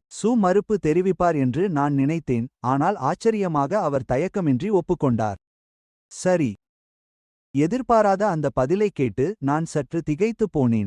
இந்த போட்டியில் உனது திறமை மற்றும் தோற்றம் மட்டும் தீர்ப்பளிக்கப்படாது. சில நேரங்களில் வெளிப்புற காரணிகளும் முக்கியமானவை. இந்த ட்விங் நிறுவனத்தை பற்றி நான் கேள்விப்பட்டிருக்கிறேன். இதற்கு நல்ல எதிர்காலம் இருக்கிறது. ஒப்பந்தத்தில் கையெழுத்திடும் நேரம் வரும்போது நான் உன்னுடன் வருகிறேன். நன்றி, பேராசிரியர் சு. நான் மனதார நன்றி தெரிவித்தேன். இவ்வளவு சிறந்த ஆசிரியரை சந்தித்தது நான் முற்பிறவியில் செய்த பாக்கியம். போனை வைத்த பிறகு சுவின் கருத்துக்களை ஷியாயிடம் பகிர்ந்து கொண்டேன். வாடகை வீட்டிற்கு திரும்பி பியானோ வாசிக்கத் தொடங்கும் முன் தெரிந்த இருவர் எதிர்த்திசையில் வருவதைக் கண்டேன். அவர்கள் சின்சுன் மற்றும் அவளது தோழி. சிறிது நேரம் பேசிய பிறகு சின்சுன்னும் வயலின் பயிற்சி செய்ய இங்கேதான் வீடு வாடகைக்கு எடுத்திருப்பதாக அறிந்தேன். அவர்கள் என் வீட்டிற்கு வந்து பியானோ இசை கேட்கலாமா என்று கேட்டபோது மறுப்பது சரியாக தெரியவில்லை. அதனால் தலையசைத்து ஒப்புக்கொண்டேன். மதிய உணவிற்கு பின் மாலை அதிகாலை 4:30 மணி அளவில் சின்சுன்னையும் அவளது தோழியையும் வழியனுப்பினேன். அப்போதுதான் ஒரு ஃபெராரி கார் திடீரென என் முன்னால் வந்து நின்றது. ஜன்னல் இறக்கப்பட்டது. கூலிங் கிளாஸ் அணிந்திருந்த லூ என்னை சைகை செய்து அழைத்தார். ஃபாங் யுவான், காரில் ஏறு. நாம் நிதானமாக பேசலாம். நான் லேசாக முகம் சுளித்தேன். திரு லூ, பேச வேண்டியதை நாம் ஏற்கனவே பேசிவிட்டோம் என்று நினைக்கிறேன். லூயன் இங்கு வந்துள்ளார் என்றால் நான் எங்கே வசிக்கிறேன் என்று அவர் விசாரித்திருக்கிறார். என் தனிப்பட்ட வாழ்க்கை மீறப்பட்டது போன்ற அந்த உணர்வு எனக்கு மிகுந்த ஆஸ்பாஸ்தியை ஏற்படுத்தியது. ஃபாங் யுவான், நீ ஆளாக இருந்தால் காரில் ஏறு. லூயன் என்னை முறைத்து பார்த்தார். நான் ஆழமாக மூச்சை இழுத்துவிட்டு இறுதியில் காரில் ஏற முடிவு செய்தேன். சில விஷயங்களுக்கு ஒரு முற்றுப்புள்ளி வைக்க வேண்டியிருந்தது. லூயன் காட்டும் ஆதாரமற்ற பகைமையை நான் பொறுத்துக்கொள்ள வேண்டிய அவசியம் இல்லை. லூயன் காரை வேகமாக இயக்கி ஒரு காபி கடைக்கு சென்றார். காபி வந்த பிறகு அவர் நேரடியாக விஷயத்திற்கு வந்தார். உனக்கும் ஷைனிங்கிற்கும் இடையிலான ஒப்பந்த திருமணம் பற்றி எனக்கு தெரியும். அது முடிந்ததும் அவள் உனக்கு 10 மில்லியன் தருவாள். நான் உனக்கு இப்போதே 20 மில்லியன் தருகிறேன். ஷைனிங்கை உடனே விவாகரத்து செய்துவிடு. திரு லூ, இது பணத்தை பற்றிய விஷயம் அல்ல. ஷைனிங்கிடம் பலமுறை விவாகரத்து பற்றி பேசிவிட்டேன். ஆனால் அவள்தான் அதை தள்ளிப்போட்டு வருகிறாள். லுயான் குளிர்ந்த சிரிப்புடன் சிரித்தான். இதை நீ வேண்டுமென்றே இழுத்தடிக்க என்னென்ன தந்திரங்களை செய்கிறாய் என்று எனக்கு தெரியாது என்று நினைக்காதே. ஷைனிங் உன்னிடம் சொன்ன அனைத்தையும் என்னிடமும் சொல்லிவிட்டாள். நான் கேட்டதை என்னால் நம்பவே முடியவில்லை. ஃபாங் யுவான், உனக்கு நான் ஒரு கடைசி வாய்ப்பு தருகிறேன். 20 மில்லியனை வாங்கிக் கொண்டு ஷைனிங்கை விவாகரத்து செய்துவிடு. அவளுக்காக உன் உயிரை பணயம் வைத்து மருந்து சோதனையில் ஈடுபடாவிட்டால் நான் உன்னிடம் இவ்வளவு நிதானமாக பேசியிருக்க மாட்டேன். அந்த வார்த்தைகளை கேட்டதும் என் உடல் கோபத்தில் நடுங்கியது. ஃபாங் குடும்பத்தின் கடனை தீர்க்க நான் முடிவெடுத்த போதே என் சுயமரியாதையை எப்போதோ தொலைத்துவிட்டேன். மேலும் ஒப்பந்தத்தில் உள்ள அனைத்து நிபந்தனைகளையும் நான் சரியாக நிறைவேற்றி வந்ததாகவே நம்பினேன். ஆனாலும் இறுதியில் ஷைனிங் எனக்கு இப்படி துரோகம் செய்து லூ யானிடம் என்னை பற்றி அவதூறாகவும் பேசிவிட்டாள். விவாகரத்து ஒருபோதும் என்னால் தள்ளிப்போடப்படவில்லை. நான் இப்போதே ஷைனிங்கிற்கு போன் செய்கிறேன். நான் போனை எடுத்ததும் லூ யான் என்னை வேகமாக தடுத்தான். நீ என்ன செய்ய பார்க்கிறாய் என்று எனக்கு தெரியாது என்று நினைக்காதே. இப்போது நீ அவளுக்கு போன் செய்து கேள்வி வார்த்தைகள் கேட்டால் அது உன்னையே சிக்கலில் தள்ளாதா? நான் எவ்வளவு கோபமடைந்தேன் என்றால் எனக்கு ரத்தமே வந்திருக்கும் போலிருந்தது. இந்த திருமணம் நிச்சயம் விவாகரத்தில் தான் முடியும். எனக்கு சேர வேண்டியதை மட்டுமே நான் கேட்கிறேன். நான் அந்த வில்லாவிற்கு திரும்பியதும் உனக்கு விளக்கம் அளிக்கிறேன். நான் கோபமாக வெளியேறுவதை பார்த்து லூயான் மனதிற்குள் ஏளனமாகச் சிரித்தான். இந்த தோல்வியடைந்தவன் நல்ல நடிகனாக இருக்கிறான். அந்த நேரத்தில் தவறாக குற்றம் சாட்டப்பட்டதால் கோபமும் என்னிடம் கேட்க வேண்டிய 1000 கேள்விகளும் இருந்தன. ஷைனிங் இரவு வந்துவிட்டது. சென்ட் மவுண்டன் வில்லாவில் கதவில் வரிசையாக அவசரமான தட்டல் சத்தம் கேட்டது. ஷைனிங் மகிழ்ச்சியுடன் கதவை திறந்தாள். ஆனால் என் வெளிரிய முகத்தை பார்த்ததும் ஏதோ தவறு என்று புரிந்து கொண்டாள். ஃபாங் யுவான், உனக்கு என்னாச்சு? எனக்கு என்னவா? இதைத்தான் நான் உன்னை கேட்க வேண்டும். நான் அவளை அழைக்கும் விதமே மாறியிருந்தது. அந்த பெயர் அவளுடைய இதயத்தில் ஒரு கனமான சுத்தியால் அடித்தது போல இருந்தது. 3 ஆண்டுகளில் முதல் முறையாக நான் அவளை அந்த பெயரில் அழைத்திருந்தேன். என்னவாக இருந்தாலும் நிதானமாக பேசலாம். நான் கோபமாக இருந்தாலும் அவளுடைய மற்றும் என்னுடைய கண்ணியத்தை பாதுகாக்க இன்னும் அறிவு இருந்தது. ஷியா, நாளை சிவில் அலுவலகத்திற்குச் சென்று விவாகரத்து பெற்றுவிடலாம். அந்த வார்த்தைகளைக் கேட்டதும் ஷைனிங்கின் இதயம் துடிப்பதை நிறுத்தியது. ஏற்கனவே இதைப் பற்றி நாம் பேசி முடித்துவிடவில்லையா? நீ என்னிடம் பேசுவதாகவும் பிறகு விவாதிப்பதாகவும் வாக்குறுதி அளித்திருந்தாயே. காரணம் என்னவென்று உனக்கு தெரியாதா? அதைவிட வேறு யாருக்கு நன்றாக தெரியும்? ஆமாம், நான் ஃபாங் யுவான் போதுமானதை விட அதிகமாகவே செய்துள்ளேன் என்று நம்புகிறேன். நான் எப்போதும் ஒப்பந்தத்தை மதித்து உன்னை என் முழு இதயத்தோடும் கவனித்துக் கொண்டேன். நீ கேட்ட அனைத்தையும் நான் உனக்கு கொடுத்தேன். உன் முதல் காதலனுக்காக ஒப்பந்தத்தை முடித்துவிட்டு என்னை விவாகரத்து செய்ய விரும்பினாய். நானும் தயக்கமின்றி ஒப்புக்கொண்டேன். நாமாவது நண்பர்களாக இருப்போம் என்றும் நீ மகிழ்ச்சியாக இருக்க வேண்டும் என்றும் மனதார விரும்பினேன். ஆனால் இறுதியில் மற்றவர் மூலம் நீ என்னை பற்றி தவறாக கூறியதை அறிந்தேன். நான் விவாகரத்தை தாமதப்படுத்துவதாகவும் உன்னை விடுவிக்க மறுப்பதாகவும் பொய்யுரைத்தாய். சியாவோசின், லூ யான் தான் உன்னிடம் சொன்னானா என்று படபடவென கேட்டாள். என் இதயத்தில் எஞ்சியிருந்த கடைசி நம்பிக்கை துளியும் மறைந்துவிட்டது. அவள் லூ யான் பெயரைச் சொன்ன அந்த நொடியே அவளுக்கு ஆரம்பத்திலிருந்தே எல்லாம் தெரியும் என்பது உறுதியானது. அவள் தான் அவனிடம் பொய் சொல்லியிருந்தாள். ஃபாங் யுவான், நான் விளக்குகிறேன். லூ யான் என்னை தொடர்ந்து வற்புறுத்தினான். எங்களுக்கு இடையே ஏதோ இருப்பதாக அவன் சந்தேகித்தான். எனவே என் குடும்பத்தினர் அவனை மீண்டும் ஏற்றுக்கொள்ளவும் அவன் அதிகம் சிந்திப்பதை தவிர்க்கவும் இந்த சாக்கை பயன்படுத்த வேண்டியிருந்தது. நீ இதையறிவாய் என்று நான் நினைக்கவே இல்லை. லூ யானிடம் உன்னிடம் சொல்ல வேண்டாம் என்று பலமுறை எச்சரித்தேன். முன்பிருந்த லூ யான் என் பேச்சை கேட்டிருப்பான். அவன் என் சிரமங்களை புரிந்து கொண்டிருப்பான். சியாவோசின் மிகவும் பாதிக்கப்பட்டவள் போல தெரிந்தாள். நான் மெதுவாக என் கைகளை இறுக்கிக் கொண்டேன். நாளை குடிமைப்பணி அலுவலகத்தில் சந்திப்போம். எனக்கு உடனடியாக விவாகரத்து வேண்டும். எனக்காக நீ தூக்கியெறிந்த அந்த கண்ணியத்தை நானே மீட்டெடுத்துக் கொள்வேன். நான் பேசிய ஒவ்வொரு வார்த்தையும் உறுதியுடன் இருந்தது. உண்மையில் இப்படி எல்லாம் முடிய வேண்டும் என்று நான் நினைக்கவில்லை. ஒப்பந்தம் முடிந்தாலும் நாம் தனித்தனியாக பிரிந்தாலும் கண்ணியமாக பிரிவோம் என்று எதிர்பார்த்தேன். இப்போது அதற்கெல்லாம் எந்த முக்கியத்துவமும் இல்லை. என் வார்த்தைகளைக் கேட்டு சியாவோசினின் இதயம் சட்டென்று சுருங்கியது. இல்லை ஃபாங் யுவான், நான் விவாகரத்திற்கு ஒப்புக்கொள்ள மாட்டேன். நீ ஒப்புக்கொள்கிறாயோ இல்லையோ அது முக்கியமல்ல. நான் இங்கிருந்து வெளியேறப் போகிறேன். மேலும் உனக்கும் லூ யானுக்கும் சியா குடும்பத்தின் ஒப்புதலை பெற்றுத்தர நான் உதவுவேன் என்று எதிர்பார்க்காதே. சியாவோசின் மெதுவாக தன் உதட்டை கடித்தாள். மறந்துவிடாதே, நீ கையெழுத்திட்ட ஒப்பந்தம் இன்னும் என்னிடம் இருக்கிறது. அது 5 வருட ஒப்பந்தம். நீ இப்போது வெளியேறினால் உனக்கு அந்த 10 மில்லியன் கிடைக்காது. இதனால் ஃபாங் குடும்பமும் கஷ்டப்படும். சியா, இவை உண்மையிலேயே உன் உணர்வுகள் தானா? என்னை முட்டாளாக கருதிய பிறகு இப்போது ஒப்பந்தத்தை வைத்து மிரட்ட பார்க்கிறாயா? சியாவின் குரல் தணிந்தது. அந்த நொடியில் என்னை வைத்திருக்க அவளிடம் இருந்த ஒரே வழி அந்த ஒப்பந்தம் மட்டுமே. கடந்த 3 ஆண்டுகளாக அவள் மிகவும் தனிமையிலும் விரக்தியிலும் இருந்த தருணங்களில் நான் எப்போதும் அவளுக்கு அருகிலேயே இருந்தேன். அவள் என் இருப்பிற்கு பழகிவிட்டதை மிக நீண்ட காலத்திற்கு பிறகே உணர்ந்தாள். நான் ஒரு குளிர்ந்த சிரிப்பை உதிர்த்தேன். நாளை நமக்கு விவாகரத்து. அந்த ஒப்பந்தத்தை வைத்து என்னை மிரட்ட நினைக்காதே. உன் பார்வையை நான் குணப்படுத்திய பிறகு தலைவர் சியா என்னை சந்திக்க வந்தார். எனக்கு ஒரு விருப்பத்தை நிறைவேற்றுவதாக அவர் வாக்குறுதி அளித்தார். அந்த விருப்பம் என்னவென்று நான் ஏற்கனவே முடிவு செய்துவிட்டேன். நமது ஒப்பந்தத்தை முடித்துக்கொண்டு நான் உன்னை விட்டு முழுமையாக பிரிய விரும்புகிறேன். தன் தந்தை எனக்கு ரகசியமாக அத்தகைய வாக்குறுதியை அளித்திருப்பார் என்று சியாமிங் எதிர்பார்க்கவில்லை. மறுநொடியே அவளிடமிருந்த மிக முக்கியமான பேராயுதமும் இல்லாமல் போனது. ஏனென்றால் அந்த ஒப்பந்தத்தில் தலைவர் சியா அவரே நேரில் கையெழுத்திட்டிருந்தார். சியா, கவனமாக யோசித்துப்பார். அதைச் சொல்லிவிட்டு நான் திரும்பி பார்க்காமல் அங்கிருந்து சென்றுவிட்டேன். எனக்கு பின்னால் சியாமிங் இயல்பாக அழைத்தாள். பாங் யுவான், எங்கே போகிறாய்? சூ வின் இடத்திற்கா? நான் திரும்பி பார்க்கக்கூட இல்லை. நான் எங்கே செல்கிறேன் என்பது உனக்கு தேவையில்லாதது. என் ஒவ்வொரு செயலையும் உன்னிடம் சொல்ல வேண்டிய கட்டாயம் எனக்கு இல்லை. நான் சென்ற பிறகு சியாசினின் தனியாக ஆய்வு அறையில் இருந்தாள். அவள் கண்களில் மெதுவாக கண்ணீர் திரண்டது. பொங்கி வரும் அலை போல ஒரு பெரும் துயரம் அவளைச் சூழ்ந்தது. பாங் யுவான், மன்னிக்கவும், இப்படி எல்லாம் முடியும் என்று நான் ஒருபோதும் நினைக்கவில்லை. கதவிற்கு வெளியே பணியாளர் லீ அமைதியாக அனைத்தையும் கவனித்துக் கொண்டிருந்தார்.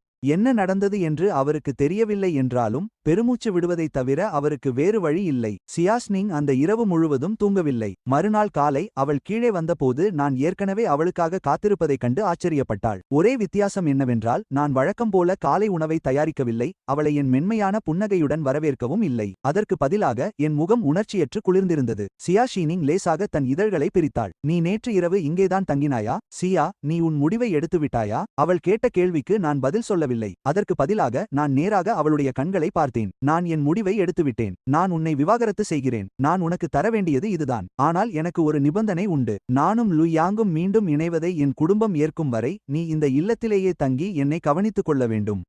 நான் 10 மில்லியனை உன் வங்கிக் கணக்கிற்கு அனுப்பிவிடுகிறேன். பாங் குடும்பத்தை இதில் இனி இழுக்க மாட்டேன். இது சரிதானா? நிச்சயமாக இதில் சிக்கல் இருக்கிறது. உன் குடும்பத்திடம் பேச நான் உதவுகிறேன். நீயும் லு யானும் மகிழ்ச்சியாக இருக்க வாழ்த்துகிறேன். ஆனால் நான் இங்கே தொடர்ந்து வாழ எனக்கு எந்த காரணமும் இல்லை. பாங் யுவான், நீ இங்கே தங்கியிருப்பதற்கு ஒரு அர்த்தம் இருக்கிறது. நாங்கள் திருமணம் செய்து 3 ஆண்டுகள் ஆகிறது. அதை நான் ஒருபோதும் ஒப்புக்கொண்டதில்லை. உன் அருகாமையும் கவனிப்பும் எனக்கு பழகிவிட்டது. எனக்கு தேவைப்படாத வரை நீ என்னுடன் இருக்க வேண்டும் என்று விரும்புகிறேன். நான் விவாகரத்தை தள்ளி போட்டதற்கான உண்மையான காரணமும் அதுதான். உண்மையிலேயே வருந்துகிறேன்.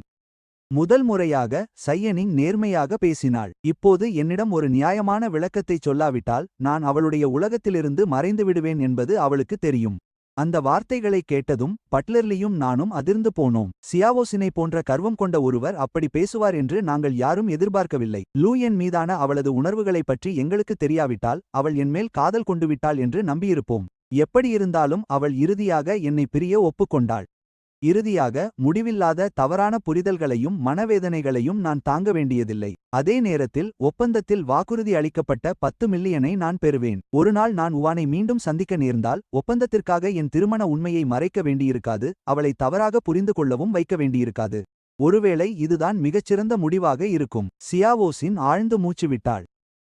ஃபோங் யுவான், நாம் சிவில் விவகார அலுவலகத்திற்குச் சென்று விவாகரத்து செய்வோம். அந்த இறுதி வார்த்தைகளை பேசியபோது அவளுடைய உணர்வுகள் ஏன் இவ்வளவு சிக்கலாக இருக்கின்றன என்று அவளுக்கே புரியவில்லை. எண்ணிக்கையற்ற உணர்வுகள் அனைத்தும் ஒன்றாக பின்னி பிணைந்திருந்தது போல் இருந்தது. அரை மணி நேரம் கழித்து என் கையில் இருந்த விவாகரத்துச் சான்றிதழை பார்த்தபோது எனக்கு மிகுந்த நிம்மதி கிடைத்தது. ஆனால் மனிதர்கள் கல்லால் ஆனவர்கள் அல்லவே. யாராலும் உணர்ச்சிகள் இல்லாமல் எப்படி வாழ முடியும்? கடந்த 3 ஆண்டுகளாக சையனிங்கை வின் ஜுவானுக்கு மாற்றாகவே நான் பார்த்தேன். அதனால் அவள் மீது எனக்கு இன்னும் ஒரு துளி குற்ற உணர்ச்சி இருந்தது. என் வளர்ப்பு பெற்றோரின் நிறுவனத்தை திவாலாவதிலிருந்து காப்பாற்றவும் அவள் உதவியிருந்தாள். இறுதியில் அவளுக்கு 3 வேளை உணவு தயாரிப்பதற்கும் அவளது குடும்ப விவகாரங்களை கவனிப்பதற்கும் லூ என்னுடன் மீண்டும் சேர அவளுக்கு உதவுவதற்கும் நான் ஒப்புக்கொண்டேன். இதற்கிடையில் ஒரு சொகுசு மதுக்கூடத்தில் அமர்ந்திருந்த லூ எனது குறுஞ்செய்தியை பெற்றார். அவர் புருவத்தை உயர்த்தினார். இந்த நபர் போலி புகைப்படத்தை வைத்து என்னை ஏமாற்றுகிறாரா? அவர் உடனடியாக ஒரு தெரிந்தவரிடம் இதை சரிபார்க்க தொடர்பு கொண்டார். சியாவோசினும் நானும் அன்று விவாகரத்து நடைமுறை முடித்துவிட்டோம் என்பது உறுதி செய்யப்பட்டது. அவரது விருப்பம் இறுதியாக நிறைவேறியது. இப்போது அவர் செய்ய வேண்டியதெல்லாம் சியாவோசினின் மன்னிப்பை பெறுவது மட்டுமே. லூ உடனடியாக அவளை அழைத்து மன்னிப்பு கேட்கும் நாடகத்தை ஆட முயன்றார். ஆனால் அந்த எண்ணை தொடர்பு கொள்ள முடியவில்லை என்று பதில் வந்தது. அவர் அவளுக்கு ஒரு வீச்சாட் செய்தியை அனுப்பினார். உடனடியாக ஒரு சிவப்பு ஆச்சரியக்குறி தோன்றியது. 3 ஆண்டுகள் பிரிந்திருந்த நிலையில் லூ முன்பிருந்த அதே நபராக இல்லை. சியாசினின் மாறிக்கொண்டே இருக்கும் நடத்தையால் அவரது பொறுமை எப்போதோ முடிந்துவிட்டது. அவர் தனது எல்லைக்கு வந்துவிட்டார். ஆனால் அவருக்கு வேறு வழியில்லை. தற்போது அவருக்கு சியாசின் தேவைப்பட்டார். அதனால் அவர் தனது கர்வத்தை குறைத்துக் கொண்டு மற்றொரு வாய்ப்பு கேட்டு கெஞ்ச வேண்டியிருந்தது. அதே நேரத்தில் சியாசின் தன்னை அமைதிப்படுத்திக் கொண்டு நிறுவனத்திற்கு திரும்பினார். சிறிது நேரம் கழித்து லூசியான் அலுவலக கதவை தட்டினார். என்ன ஆச்சு ஷைனிங்? லூயான் எனக்கு மெசேஜ் அனுப்பினார். அவர் நீ என்னை சந்திக்க மறுத்தால் நான் நிறுவனத்திற்கு வருவேன் என்று கூறினார். இரட்டை மேற்கோள்குறி. அவர் சரியாக என்ன சொன்னார்? சியாசின் மெதுவாக தன் இதழை கடித்தார். இந்த லூ மிகவும் பொறுப்பற்றவராக மாறிவருகிறார். அவர் சொல்வதை கேட்காததற்காக அவருக்கு பாடம் புகட்ட அவர் அமைதியடைவார் என்ற நம்பிக்கையில் லூ அனைத்து தொடர்பு முறைகளையும் அவள் தடுத்திருந்தாள். ஆனால் இப்போது அவர் நேரடியாக சியா நிறுவனத்திற்கு வருவதாக மிரட்டுகிறார். ஷைனிங், நாம் என்ன செய்ய வேண்டும்? சியா ஷைனிங் மற்றும் லூ உறவை வெளிப்படுத்த இது சரியான நேரம் அல்ல என்று லூ அறிந்திருந்தார். குறிப்பாக சியா நிறுவனத்திற்குள். தலைவர் சியா இதை கண்டுபிடித்தால் விளைவுகள் கற்பனை செய்ய முடியாததாக இருக்கும். அவரை தொடர்பு கொள்ளுங்கள். விஷயம் இந்த அளவுக்கு வந்துவிட்டதால் நான் அவரை சந்திக்கிறேன். நான் அமைதியாக ஒரு ஓரத்தில் அமர்ந்து மதிய உணவு பெட்டியை எடுத்து வைத்துவிட்டு என் வீட்டிற்குச் சென்று பியானோ பயிற்சியை தொடர திட்டமிட்டேன். அப்போதுதான் சியாசின் என்னை அழைத்தார். ஃபாங் யுவான், நான் லு யானை சந்தித்து எல்லாவற்றையும் ஒருமுறை தெளிவாக பேசி முடிக்க வேண்டும். நீ என்னுடன் வர முடியுமா? நான் ஒரு நிமிடம் அப்படியே உறைந்துவிட்டேன். நான் உன்னுடன் வருவதா? அது சரியாக இருக்கும் என்று எனக்கு தெரியவில்லை. நிச்சயமாக ஷைனிங், ஃபாங் யுவான் வருவது சரியாக இருக்காது. ஒருவேளை லு யான் மீண்டும் தவறாக புரிந்து கொண்டால் என்ன செய்வது? நான் லு யானுக்கு ஒரு பாடம் கற்பிக்க வேண்டும். இல்லையென்றால் அவர் தொடர்ந்து என்னை ஏமாற்றிக் கொண்டே இருப்பார். அதனால் ஃபாங் யுவான், நீ கண்டிப்பாக வர வேண்டும். ஷென், நீயும் வர வேண்டும். இருவருக்கும் தொந்தரவு கொடுத்ததற்கு மன்னிக்கவும். லு யான் செய்த காரியங்கள் என்னை முழுமையாக ஏமாற்றமடைய செய்துவிட்டன. நான் மிகவும் கோபமாக இருக்கிறேன். அவரது தொடர் கோரிக்கைகளை மறுக்க முடியாமல் லு சென்னும் நானும் இறுதியில் ஒப்புக்கொண்டோம். சியாசின் சற்று நிம்மதியடைந்தார். அவர் உடனடியாக தனது போனை எடுத்து லு யானுக்கு அழைத்தார். அழைப்பு இணைந்ததும் லு யானின் உற்சாகமான குரல் கேட்டது. ஷைனிங், இறுதியாக என் அழைப்பை ஏற்றுக்கொண்டாய். நான் சிறிது நேரத்தில் உனக்கு ஒரு முகவரியை அனுப்புகிறேன். நாம் அங்கு சென்றவுடன் பேசலாம். ஆனால் என்னை தேடி சியா நிறுவனத்திற்கு வர துணிந்தால் நம் உறவு முடிந்தது. இனி நாம் ஒருவரை ஒருவர் சந்திக்க மாட்டோம். சரி ஷீனிங், நீ எதை சொன்னாலும் சரி. அவர்கள் சந்திக்க முடிந்தாலே போதும், அனைத்தையும் விளக்கிவிடலாம் என்று லூ யான் நம்பினான். முன்பு எப்பொழுதும் போல அவன் என்ன தவறு செய்தாலும் முதலில் தலைகுனிந்து மன்னிப்பு கேட்டால் சியாப்சின் அவனை மன்னித்து விடுவாள். இருப்பினும் இந்த முறை லூ என்னிடம் ஒரு இறுதி ஆயுதம் இருந்தது. அரை மணி நேரத்திற்குப் பிறகு யுலான் தேநீர் விடுதி முன்கூட்டியே காலி செய்யப்பட்டிருந்தது. லூ என் மன்னிப்பு பரிசுகளை கொண்டு வந்து மிகுந்த எதிர்பார்ப்புடன் இருந்தான். அவன் பேசத் தொடங்கும் போது சியாப்சினுக்கு பின்னால் நான் நிற்பதை கவனித்துவிட்டான். அவன் முகத்தில் இருந்த புன்னகை உடனடியாக மறைந்தது. நீ இங்கே ஏன் இருக்கிறாய்? நாங்கள் ஷீனிங்கிற்கு ஆதரவாக வந்திருக்கிறோம். அதிர்ஷ்டவசமாக லூ சியான் முதலில் பேசி அந்த சங்கடமான அமைதியை உடைத்தாள். அவள் லூ என்னை ஆத்திரத்துடன் முறைத்து பார்த்தாள். ஷீனிங்கிற்கு தேவைப்பட்ட நேரத்தில் அவளை நீ விட்டு விட்டாய். இப்போது அவளுக்கு பார்வை கிடைத்ததும் வெட்கமில்லாமல் மீண்டும் சேர கேட்கிறாய். அதிலும் நீ தொடர்ந்து அவளை வருத்தப்படுத்திக் கொண்டே இருக்கிறாய். லூ என் ஆழமாக மூச்சை இழுத்து தன் கோபத்தை அடக்க முயன்றான். ஷியன், நான் அப்படிச் செய்யவில்லை. நீ அப்படிச் செய்யவில்லையா? நிலைமை இவ்வளவு தூரம் வந்த பிறகும் என் முன்னால் இதை பேச உனக்கு எப்படி தைரியம் வருகிறது? சியாப்சினால் தன் கண்களில் இருந்த ஏமாற்றத்தை மறைக்க முடியவில்லை. லூ என் தன் தவறுகளை உணர்ந்து மனதார வருந்துவான் என்று அவள் நம்பினாள். ஷீனிங், இதற்கு முன்பு ஃபாங் யுவான் வேண்டுமென்றே விவாகரத்தை தள்ளி போடுகிறான் என்று நீதான் என்னிடம் சொன்னாய். நிச்சயமாக எனக்கு கோபம் வரும். நான் உன் மனிதன். எனக்கு கவலை இல்லாமல் எப்படி இருக்கும்? நீ எனக்கு எவ்வளவு முக்கியம் என்பது உனக்கு நன்றாக தெரியுமே. இந்த 3 ஆண்டுகளில் உனது உணர்வுகள் மாறிவிடுமோ என்று நான் பயந்தேன். என் உணர்வுகள் மாறியிருந்தால் எப்போதோ மாறியிருக்கும். 3 ஆண்டுகளுக்கு முன்பு நடந்ததை மறந்துவிட்டாயா? ஒருவேளை என் கண்கள் குணமாகாமல் இருந்திருந்தால் நீ என்னை தேடி வந்து மீண்டும் சேர கேட்டிருப்பாயா?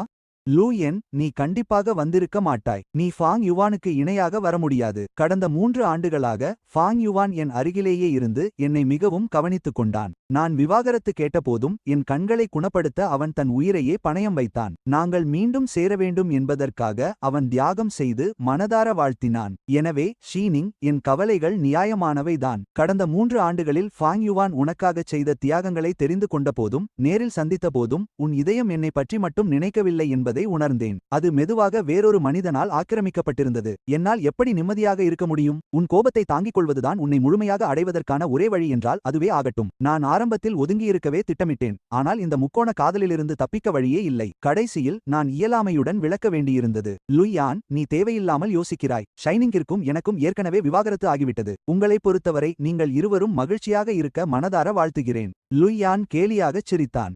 ஃபாங் யுவான், இதை யார் நம்புவார்கள்? ஷைனிங் மீது நீ எவ்வளவு அன்பு வைத்திருக்கிறாய். அவளுக்காக உன் உயிரையே பணயம் வைக்கவும் நீ தயங்கமாட்டாய் என்பது எல்லோருக்கும் தெரியும். நான் எப்படி நிம்மதியாக இருக்க முடியும்? ஃபாங் யுவான் சொல்வது சரிதான். லூ சியான் முன்னே வந்து நின்றாள். ஃபாங் யுவானுக்கும் ஷைனிங்கிற்கும் இடையிலான திருமணம் வெறும் ஒப்பந்தம் மட்டுமே என்பது உனக்கு எப்போதும் தெரியும். உன்னுடன் மீண்டும் சேர ஷைனிங் எவ்வளவு அழுத்தத்திற்கு உள்ளானார் என்பதும் உனக்கு தெரியும். இப்போது அவர்களுக்கு விவாகரத்து ஆகிவிட்டது. ஆனாலும் நீ செய்த தவறு என்னவென்று உனக்கு இன்னும் புரியவில்லை. நீ மிகவும் கேவலமானவன். லூ என் போன்ற ஒரு அயோக்கியனை நம்ப வேண்டாம் என்று லூ சியான் ஷைனிங்கிடம் பலமுறை எச்சரித்திருந்தாள்.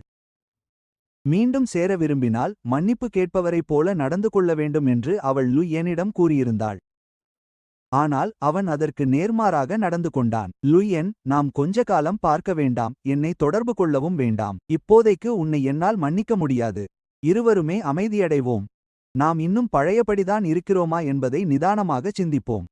வா போகலாம். ஷின் ஃபாங் யுவான், நான் உன்னுடன் இருக்கிறேன். ஷைனிங். 3 ஆண்டுகளுக்கு முன்பு லூ யான் மற்றும் ஷைனிங் ஜோடியை ஆதரித்ததற்காக தான் குருடாக இருந்திருக்க வேண்டும் என்று லூ சியான் உண்மையாகவே வருந்தினாள். ஷைனிங், பியாஷுவாவுக்கு யாருடைய இதயத்தில் குறை இருந்தது? அதற்கு பொருத்தமான இதய தானத்தை யார் கண்டுபிடித்தார்கள் என்பது உனக்கு மறந்துவிட்டதா? வாழ்நாள் முழுவதும் எனக்கு நன்றியுள்ளவளாக இருப்பாய் என்று ஒருமுறை கூறினாய். அந்த வார்த்தைகளை கேட்டதும் ஷைனிங் திடீரென நடந்ததை நிறுத்தினாள். அவளது இதயத்தின் மிகவும் மென்மையான பகுதியில் அது தாக்கியது.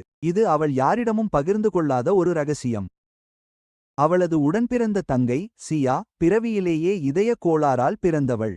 அவளுக்கு 10 வயதாக இருந்தபோது நோய் திடீரென மோசமடைந்து அவளுக்கு அவசரமாக இதய மாற்று அறுவை சிகிச்சை தேவைப்பட்டது. கடல் குடும்பம் போன்ற உயர்மட்ட குடும்பத்தால் கூட பெரும் சொத்தை செலவழித்தும் பொருத்தமான இதயத்தை கண்டறிய முடியவில்லை. அப்போது லூயன் தான் பெரும் முயற்சி செய்து பொருத்தமான இதயத்தை கண்டுபிடித்தான். ஷைனிங் அவனுடன் சமரசம் செய்து கொள்ள ஒப்புக்கொண்டதற்கு அதுவே மிகப்பெரிய காரணம். அன்றைய லூயன் பொறுப்பானவனாகவும் நம்பிக்கைக்குரியவனாகவும் போற்றுதலுக்குரியவனாகவும் இருந்தான். ஷைனிங்கின் பார்வையில் அவன் ஒரு காலத்தில் அசைக்க முடியாத மனிதனாக இருந்தான். ஷைனிங், எனக்கு புரியவில்லை. தாஷுவின் இதயத்தை உண்மையிலேயே லூயன் தான் கண்டுபிடித்தானா? லூசியானுக்கு கூட இதை பற்றி தெரிந்திருக்கவில்லை. லூயன், நீ சொல்வது சரிதான். ஷியாவோஸ்னிங் மேற்கொண்டு எதுவும் விளக்கவில்லை. இருப்பினும் அவனை அவள் அழைக்கும் விதம் மெதுவாக மாறியிருந்தது. அவள் அவனை இனி என் என்று அழைக்கவில்லை. அவள் அவனை வெறுமனே லூயன் என்று அழைத்தாள். அதை பார்த்த லூயனின் உதடுகள் மெல்ல புன்னகையில் விரிந்தன. தன்னிடம் இந்த துருப்புச் சீட்டு இருக்கும் வரை தான் என்ன தவறு செய்தாலும் ஷியாவோசின் தன்னை மன்னிப்பாள் என்று அவனுக்கு தெரியும்.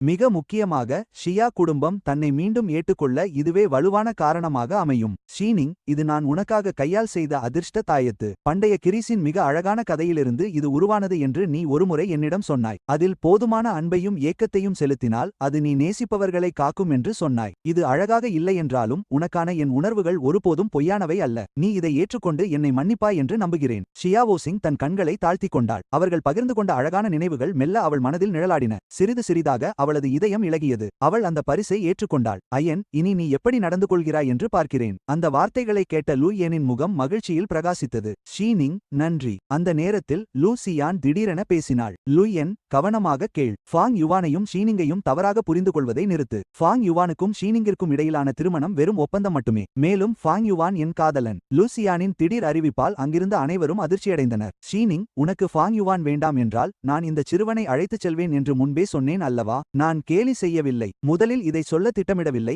ஆனால் லூயன் உன்னையும் ஃபாங் யுவானையும் தவறாக புரிந்து கொண்டே இருப்பதால் உண்மையைச் சொல்ல இதுவே சரியான நேரம். இதை சொன்ன பிறகு லூசியான் என்னையும் ஷியாவோஸ் நிங்கையும் அழைத்துக்கொண்டு அங்கிருந்து சென்றாள். லூயன் திகைப்புடன் நின்றான். ஃபாங் யுவான், அவனுக்கும் லூசியானுக்கும் தொடர்பு இருக்கிறதா?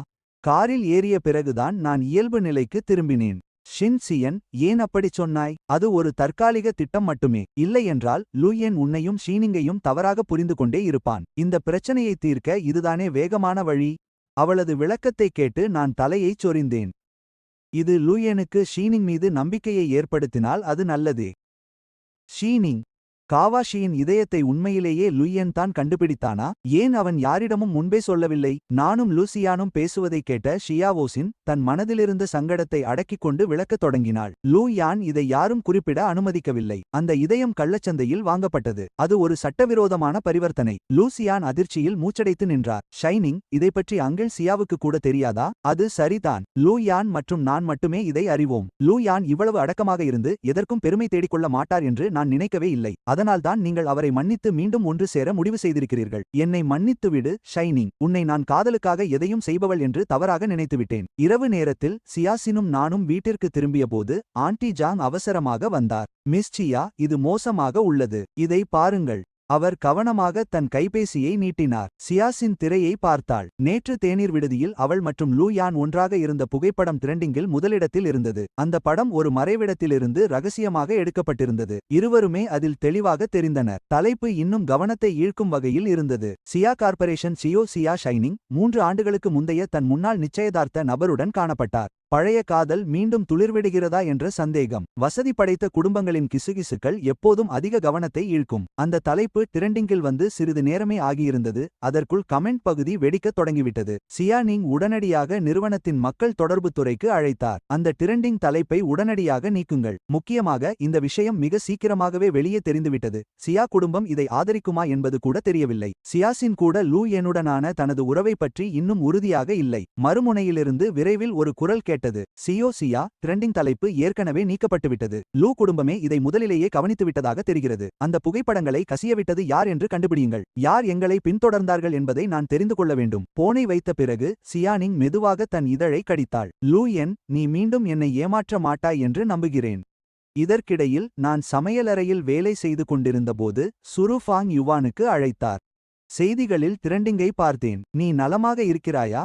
நான் மீண்டும் அந்த விஷயத்தில் சிக்கிக்கொண்டேனோ என்று அவர் கவலைப்பட்டார். நான் நலமாக இருக்கிறேன் பேராசிரியர் சு. ஷைனிங்கும் நானும் ஏற்கனவே விவாகரத்து செய்துவிட்டோம். சு ஒரு நிமிடம் மௌனமாக இருந்தார். நான் சென்று சில நாட்கள் தான் ஆகிறது, சில ஆண்டுகள் அல்ல. இவ்வளவு பெரிய விஷயம் எப்படி நடந்தது? இரவு உணவை தயாரிக்கும் போது நான் அனைத்தையும் சுருக்கமாக விளக்கினேன். நீங்கள் விவாகரத்து செய்தது நல்லதுதான். அப்படியானால் நீங்கள் சியாசினுக்கும் லூயனுக்கும் இடையில் இனி சிக்கிக் கொள்ள மாட்டீர்கள். சுரு உள்ளுக்குள் மகிழ்ச்சியடைந்தாலும் அதை வெளிக்காட்டிக் கொள்ளவில்லை. மேலும் சியானின் சமீபத்திய நடவடிக்கைகள் அவருக்கு விசித்திரமாக இருந்தன. அந்த ஸ்டைன் 1786 பியானோ விலைமதிப்பற்றது. சுருவை போன்ற ஒருவராலேயே கூட அதை கண்டுபிடிக்க முடியவில்லை. இது ஒரு காலத்தில் ஓவன் பயன்படுத்திய அதே மாடல். இருப்பினும் சியாங் எந்த தயக்கமும் இன்றி அதை எனக்கு கொடுத்துவிட்டார். ஏதோ சரியாக இல்லை என்று சுருவின் உள்ளுணர்வு அவரிடம் சொல்லிக்கொண்டே இருந்தது. பேராசிரியர் சு, கவலைப்படாதீர்கள், நான் சில நாட்களில் திரும்பி வந்துவிடுவேன். நான் இல்லாத நேரத்தில் பியானோவை சரியாக பயிற்சி செய்யுங்கள். நான் திரும்ப வரும்போது எனக்கு நல்ல செய்தியை சொல்வீர்கள் என்று நம்புகிறேன். நிச்சயமாக செய்கிறேன், பேராசிரியர் சு. இரவு உணவை முடித்த பிறகு நானே அதை சியா ஷீனிங்கின் அறைக்கு கொண்டு சென்றேன். ஷீனிங், இணையத்தில் நடந்த அந்த சம்பவம் எல்லாம் சரியாகிவிட்டதா? எல்லாம் சரியாக உள்ளது. ட்ரெண்டிங்கில் இருந்த தலைப்பு ஏற்கனவே நீக்கப்பட்டுவிட்டது. இணையத்தில் இருந்த அனைத்து தடயங்களும் அழிக்கப்பட்டுவிட்டன. மீதமுள்ளவற்றை சியா கார்ப்பரேஷனின் மக்கள் தொடர்பு குழு கவனித்துக் கொள்ளும். என் குடும்பத்தினர் உங்களை தேடி வந்தால் என்னிடம் சொல்ல தவறாதீர்கள். நான் தான் உங்களை இதில் இழுத்துவிட்டேன். என்னால் நீங்கள் விளைவுகளை சந்திக்க வேண்டிய அவசியமில்லை. நான் தலையசைத்தேன். எனக்கு புரிகிறது, ஆனால் பேராசிரியர் சூவுக்கே இது தெரிந்துவிட்டது. அதனால் தலைவர் சியாவிடமிருந்து இதை நீண்ட காலம் மறைக்க முடியாது என்று நினைக்கிறேன். நாம் முன்னரே தயாராக இருக்க வேண்டும் என்று நினைக்கிறேன். சுரு உங்களை தொடர்பு கொண்டாரா? நமது விவாகரத்து பற்றி அவரிடம் சொன்னீர்களா? நான் தலையசைத்தேன். நான் பேராசிரியர் சூவை நம்புகிறேன். காரணமில்லாமல் அவர் இப்படி எதையும் பரப்ப மாட்டார். ஷியாசினுக்கு திடீரென்று ஒரு சிறிய அதிருப்தி ஏற்பட்டது. அவள் கோபப்பட நினைத்தபோது அதற்கு அவளுக்கு உரிமை இல்லை என்பதை உணர்ந்தாள். சிறிது அமைதிக்கு பிறகு அவள் திடீரென்று பேசினாள். பாங் யுவான், பியானோ வந்துவிட்டது. எனக்காக ஏதாவது வாசியுங்கள். நான் சற்று ஆச்சரியத்துடன் என் தலையைச் சொரிந்து கொண்டேன். நிச்சயமாக, மிகச் சிறப்பு. நானும் அதை என் கண்களால் பார்க்க ஆவலாக இருந்தேன். பியானோ அறையின் கதவு மெதுவாக திறந்ததும் அந்த அறை கதகதப்பான ஒளியால் நிரம்பியது. எங்கள் முன்னால் ஸ்டைன் 1786 பியானோ அமைதியாக நின்றது. இது ஒரு காலத்தில் பீதோவன் பயன்படுத்தியதாக கூறப்படும் அதே மாடல். அதை பார்த்த நொடியே நான் உறைந்து போனேன், என் முகபாவனையை கண்டு. ஷியாசினின் உதடுகள் மெதுவாக ஒரு புன்னகையாக மலர்ந்தன. இந்த பரிசு கொடுத்ததற்கு பலன் கிடைத்துவிட்டது. பாங் யுவான், சென்று அதை வாசித்து பாருங்கள். நான் மென்மையாக சம்மதித்தேன். மூச்சை அடக்கிக் கொண்டு என் குரல் கூட லேசாக நடுங்கியது. ஏதோ ஒரு புனிதமான பொருளுக்கு முன்னால் நிற்பது போல் நான் மெதுவாக நடந்தேன். பாங் யுவான், எனக்காக மூன்லைட் வாசியுங்கள். நீங்கள் வாசிக்கும்போது எப்படி இருக்கிறீர்கள் என்று நான் பார்க்க விரும்புகிறேன். வீடியோக்கள் மற்றும் புகைப்படங்களில் தெரிவது போலவே நீங்கள் நிஜத்திலும் அவ்வளவு பிரகாசமாக இருக்கிறீர்களா என்று எனக்கு தெரிய வேண்டும். வேறொன்றும் சொல்லாமல் கண்களை மூடிக்கொண்டேன். என் விரல்கள் கருப்பு மற்றும் வெள்ளை விசைகளை தொட்ட அந்த நொடியே உலகம் முழுவதும் அமைதியானது போல இருந்தது. மூன்லைட் சொனட்டாவின் மென்மையான இசை மெதுவாக அந்த அறையை நிரப்பியது. இறுதி இசைக்குறிப்பு மறைந்ததும் நான் மெதுவாக கண்களை திறந்தேன். அவை மரியாதையுடனும் பிரமிப்புடனும் நிறைந்திருந்தன. அத்தகைய ஒரு கருவியில் நேரடியாக இசைக்க என் விரல் நுனிகளால் பியானோவை மென்மையாக தடவினேன். எந்தவொரு பியானோ கலைஞருக்கும் இது சாகும் வரை குறையாத ஒரு கனவு. ஆனால் என்னை பொறுத்தவரை உலகத்திலுள்ள எந்த பியானோவை விடவும் நீயே விலைமதிப்பற்றவள். ஃபாங் யுவான், நீ இசைத்தபோது உன் இசையில் ஒரு பிடிவாதமான ஏக்கத்தை என்னால் கேட்க முடிந்தது. நீ எதை பற்றி யோசித்துக் கொண்டிருந்தாய்? நீ வென் நுவானை பற்றி யோசித்துக் கொண்டிருந்தாயா? ஷியாவ் சிங் இவ்வளவு நேரடியாக கேட்பார் என்று நான் எதிர்பார்க்கவில்லை. அவளது கூர்மையான பார்வையை சந்தித்தபோது நான் ஒரு நிமிடம் உறைந்து போனேன். என் உதடுகளை அழுத்திக் கொண்ட பிறகு கடைசியில் உண்மையை சொல்ல முடிவு செய்தேன். எப்படியும் பொய் சொல்வதில் எந்த பயனும் இல்லை. ஷீனிங், நீ நலம்தானா? எனது மனதிற்குள் நானும் பதற்றமாகவே இருந்தேன். நான் அவளை எப்போதும் வென் நுவானுக்கு பதிலாகவே கருதுகிறேன் என்பதை அவள் கண்டுபிடித்து விடுவாளோ என்று அஞ்சினேன். ஃபாங் யுவான் யூ மற்றும் வென் நுவான். ஷியாவ் சிங் பேசத் தொடங்கி சட்டென்று நிறுத்திவிட்டார். நீண்ட அமைதிக்கு பிறகு அவர் மெதுவாக தலையசைத்தார். பரவாயில்லை, எனக்காக இன்னும் சில பாடல்களை வாசி. நான் இன்னும் சிறிது நேரம் கேட்க விரும்புகிறேன். நான் சொல்லப்போகும் பதில் அவளுக்கு பிடிக்காது என்பதை அவளது உள்ளுணர்வு அவளுக்கு உணர்த்தியது. மறுநாள் ஆச்சரியப்படும் விதமாக ஷியா குடும்பத்திடமிருந்து எந்த அசைவும் இல்லை. ஒருவேளை அந்த திரண்டிங் தலைப்பு விரைவாக நீக்கப்பட்டிருக்கலாம். ஷியாவ் சிங்கிற்கு காலை உணவை தயார் செய்த பிறகு நான் செய்த கஞ்சியை அவர் அமைதியாக உண்பதை நான் கவனித்தேன். அவர் சாதாரணமாக கேட்டார், ஃபாங் யுவான், நீ இன்று வில்லாவில் பயிற்சி செய்கிறாயா? இல்லை, நான் பேராசிரியர் சூவை அழைத்து வரப் போகிறேன். அதன் பிறகு நாங்கள் பயிற்சி செய்ய ஹாஷா கன்சர்வேட்டரி ஆஃப் மியூசிக் செல்லவிருக்கிறோம். அதனால் இன்று நான் உனக்கு மதிய உணவு கொண்டு வரமாட்டேன். அவர் ஒரு நிமிடம் தயங்கினார். அப்படியானால் நீ இன்று இரவு திரும்பி வருவாயா? ஷீனிங், போட்டிக்காக நான் பதிவு செய்ய பேராசிரியர் சூ மிகவும் கடினமாக உழைத்தார். நான் அவருக்கு இரவு உணவளிக்க விரும்புகிறேன். அதை கேட்டதும் ஷியா ஷீனிங்கின் முகம் லேசாக கருத்தது. இதன் பொருள் என்ன? நேற்றுதான் நான் அவருக்கு பியானோ பரிசளித்தேன். அவர் மிகவும் மகிழ்ச்சியாக இருந்தார் என்பது தெளிவாக தெரிந்தது. இருந்தும் அடுத்த நாளே அவர் சூவுடன் நேரத்தை செலவிட விரும்புகிறார். காலை உணவிற்கு பிறகு நான் ஷியாவ் சிங்கிடம் விடைபெற்று வில்லாவிலிருந்து கிளம்பினேன். அவர் அமைதியாக நான் செல்வதை பார்த்து கொண்டிருந்தார். அவரது முகம் மேலும் மேலும் இருண்டது. மனதிலிருக்கும் விரக்தியை தணிக்க முடியாமல் அவர் கையில் இருந்த தேநீர் கோப்பையை திடீரென தரையில் வீசினார். சட சட அந்த சத்தம் சாப்பாட்டு அறை முழுவதும் எதிரொலித்தது. தனது காரில் ஏறிய பிறகு ஷியா கார்ப்பரேஷனுக்கு செல்லும் முன் ஷியா ஷீனிங் தனது மொபைலை எடுத்து அந்த எண்ணிற்கு அழைத்தார். மறுமுனையில் பேசியவர் அவரது முன்னாள் பியானோ ஆசிரியர், இப்போது நாட்டின் மிகச்சிறந்த இசைக்கலைஞர்களில் ஒருவர். இதற்கிடையில் நான் சூ பேராசிரியரை அழைத்து வர அதிவேக ரயில் நிலையத்திற்கு முன்னதாகவே சென்றேன். அப்போது என் தொலைபேசி ஒலித்தது. அது சூரு தான். சூ பேராசிரியர், இவ்வளவு சீக்கிரமா? மன்னிக்கவும் ஃபாங் யுவான், கடைசி நேரத்தில் ஒரு விருந்து வந்துவிட்டது, அதை என்னால் தவிர்க்க முடியவில்லை. நான் நாளைதான் திரும்பி வருவேன். நான் சற்று அதிர்ந்து போனேன். சூ பேராசிரியர், உங்களுக்கு மது அருந்துவது பிடிக்காதுதானே? பெரியவர்களின் உலகம் நீ நினைப்பது போல் அவ்வளவு எளிதானது அல்ல. ஃபாங் யுவான், நீ வளர்ந்து விட்டாய், ஆனாலும் இன்னும் குழந்தை போலவே இருக்கிறாய். மற்றவர்களிடம் உதவி கேட்கும்போது சில சமூக நிகழ்வுகளை தவிர்க்க முடியாது. மன்னிக்கவும் சூ பேராசிரியர். மன்னிப்பு கேட்பதற்கு பதில் பியானோ பயிற்சியில் அதிக நேரம் செலவிடு. நான் திரும்ப வந்ததும் போட்டிக்கான தயாரிப்புகளை அதிகாரப்பூர்வமாக தொடங்குவோம். எனக்காக எந்த தவறும் செய்துவிடாதே. நினைவில் கொள், தற்பெருமைக்கும் சோம்பலுக்கும் இங்கு இடமில்லை. நீ என்னை ஏமாற்றக்கூடாது. மாட்டேன் சூ பேராசிரியர். அந்த நேரத்தில் அதிவேக ரயிலில் வந்த பயணிகள் நிலையத்திலிருந்து வெளியே வரத் தொடங்கினர். நான் என் இருக்கையிலிருந்து எழுந்து முழங்காலில் இருந்த தூசியை தட்டிவிட்டேன். சூ பேராசிரியர் இன்று வரமாட்டார் என்பதால் வீட்டிற்குச் சென்று பயிற்சியை தொடரலாம் என்று நினைத்தேன். அப்போது ஒரு அழகான உருவம் நட்சத்திரத்தைப் போல என் பார்வையில் பட்டது. மக்கள் கூட்டத்திற்கு இடையில் ஒரே ஒருமுறை பார்த்ததுமே என் கண்களை என்னால் திருப்ப முடியவில்லை. அந்த முகத்தை அது சாம்பலாக மாறினாலும் என்னால் மறக்க முடியாது.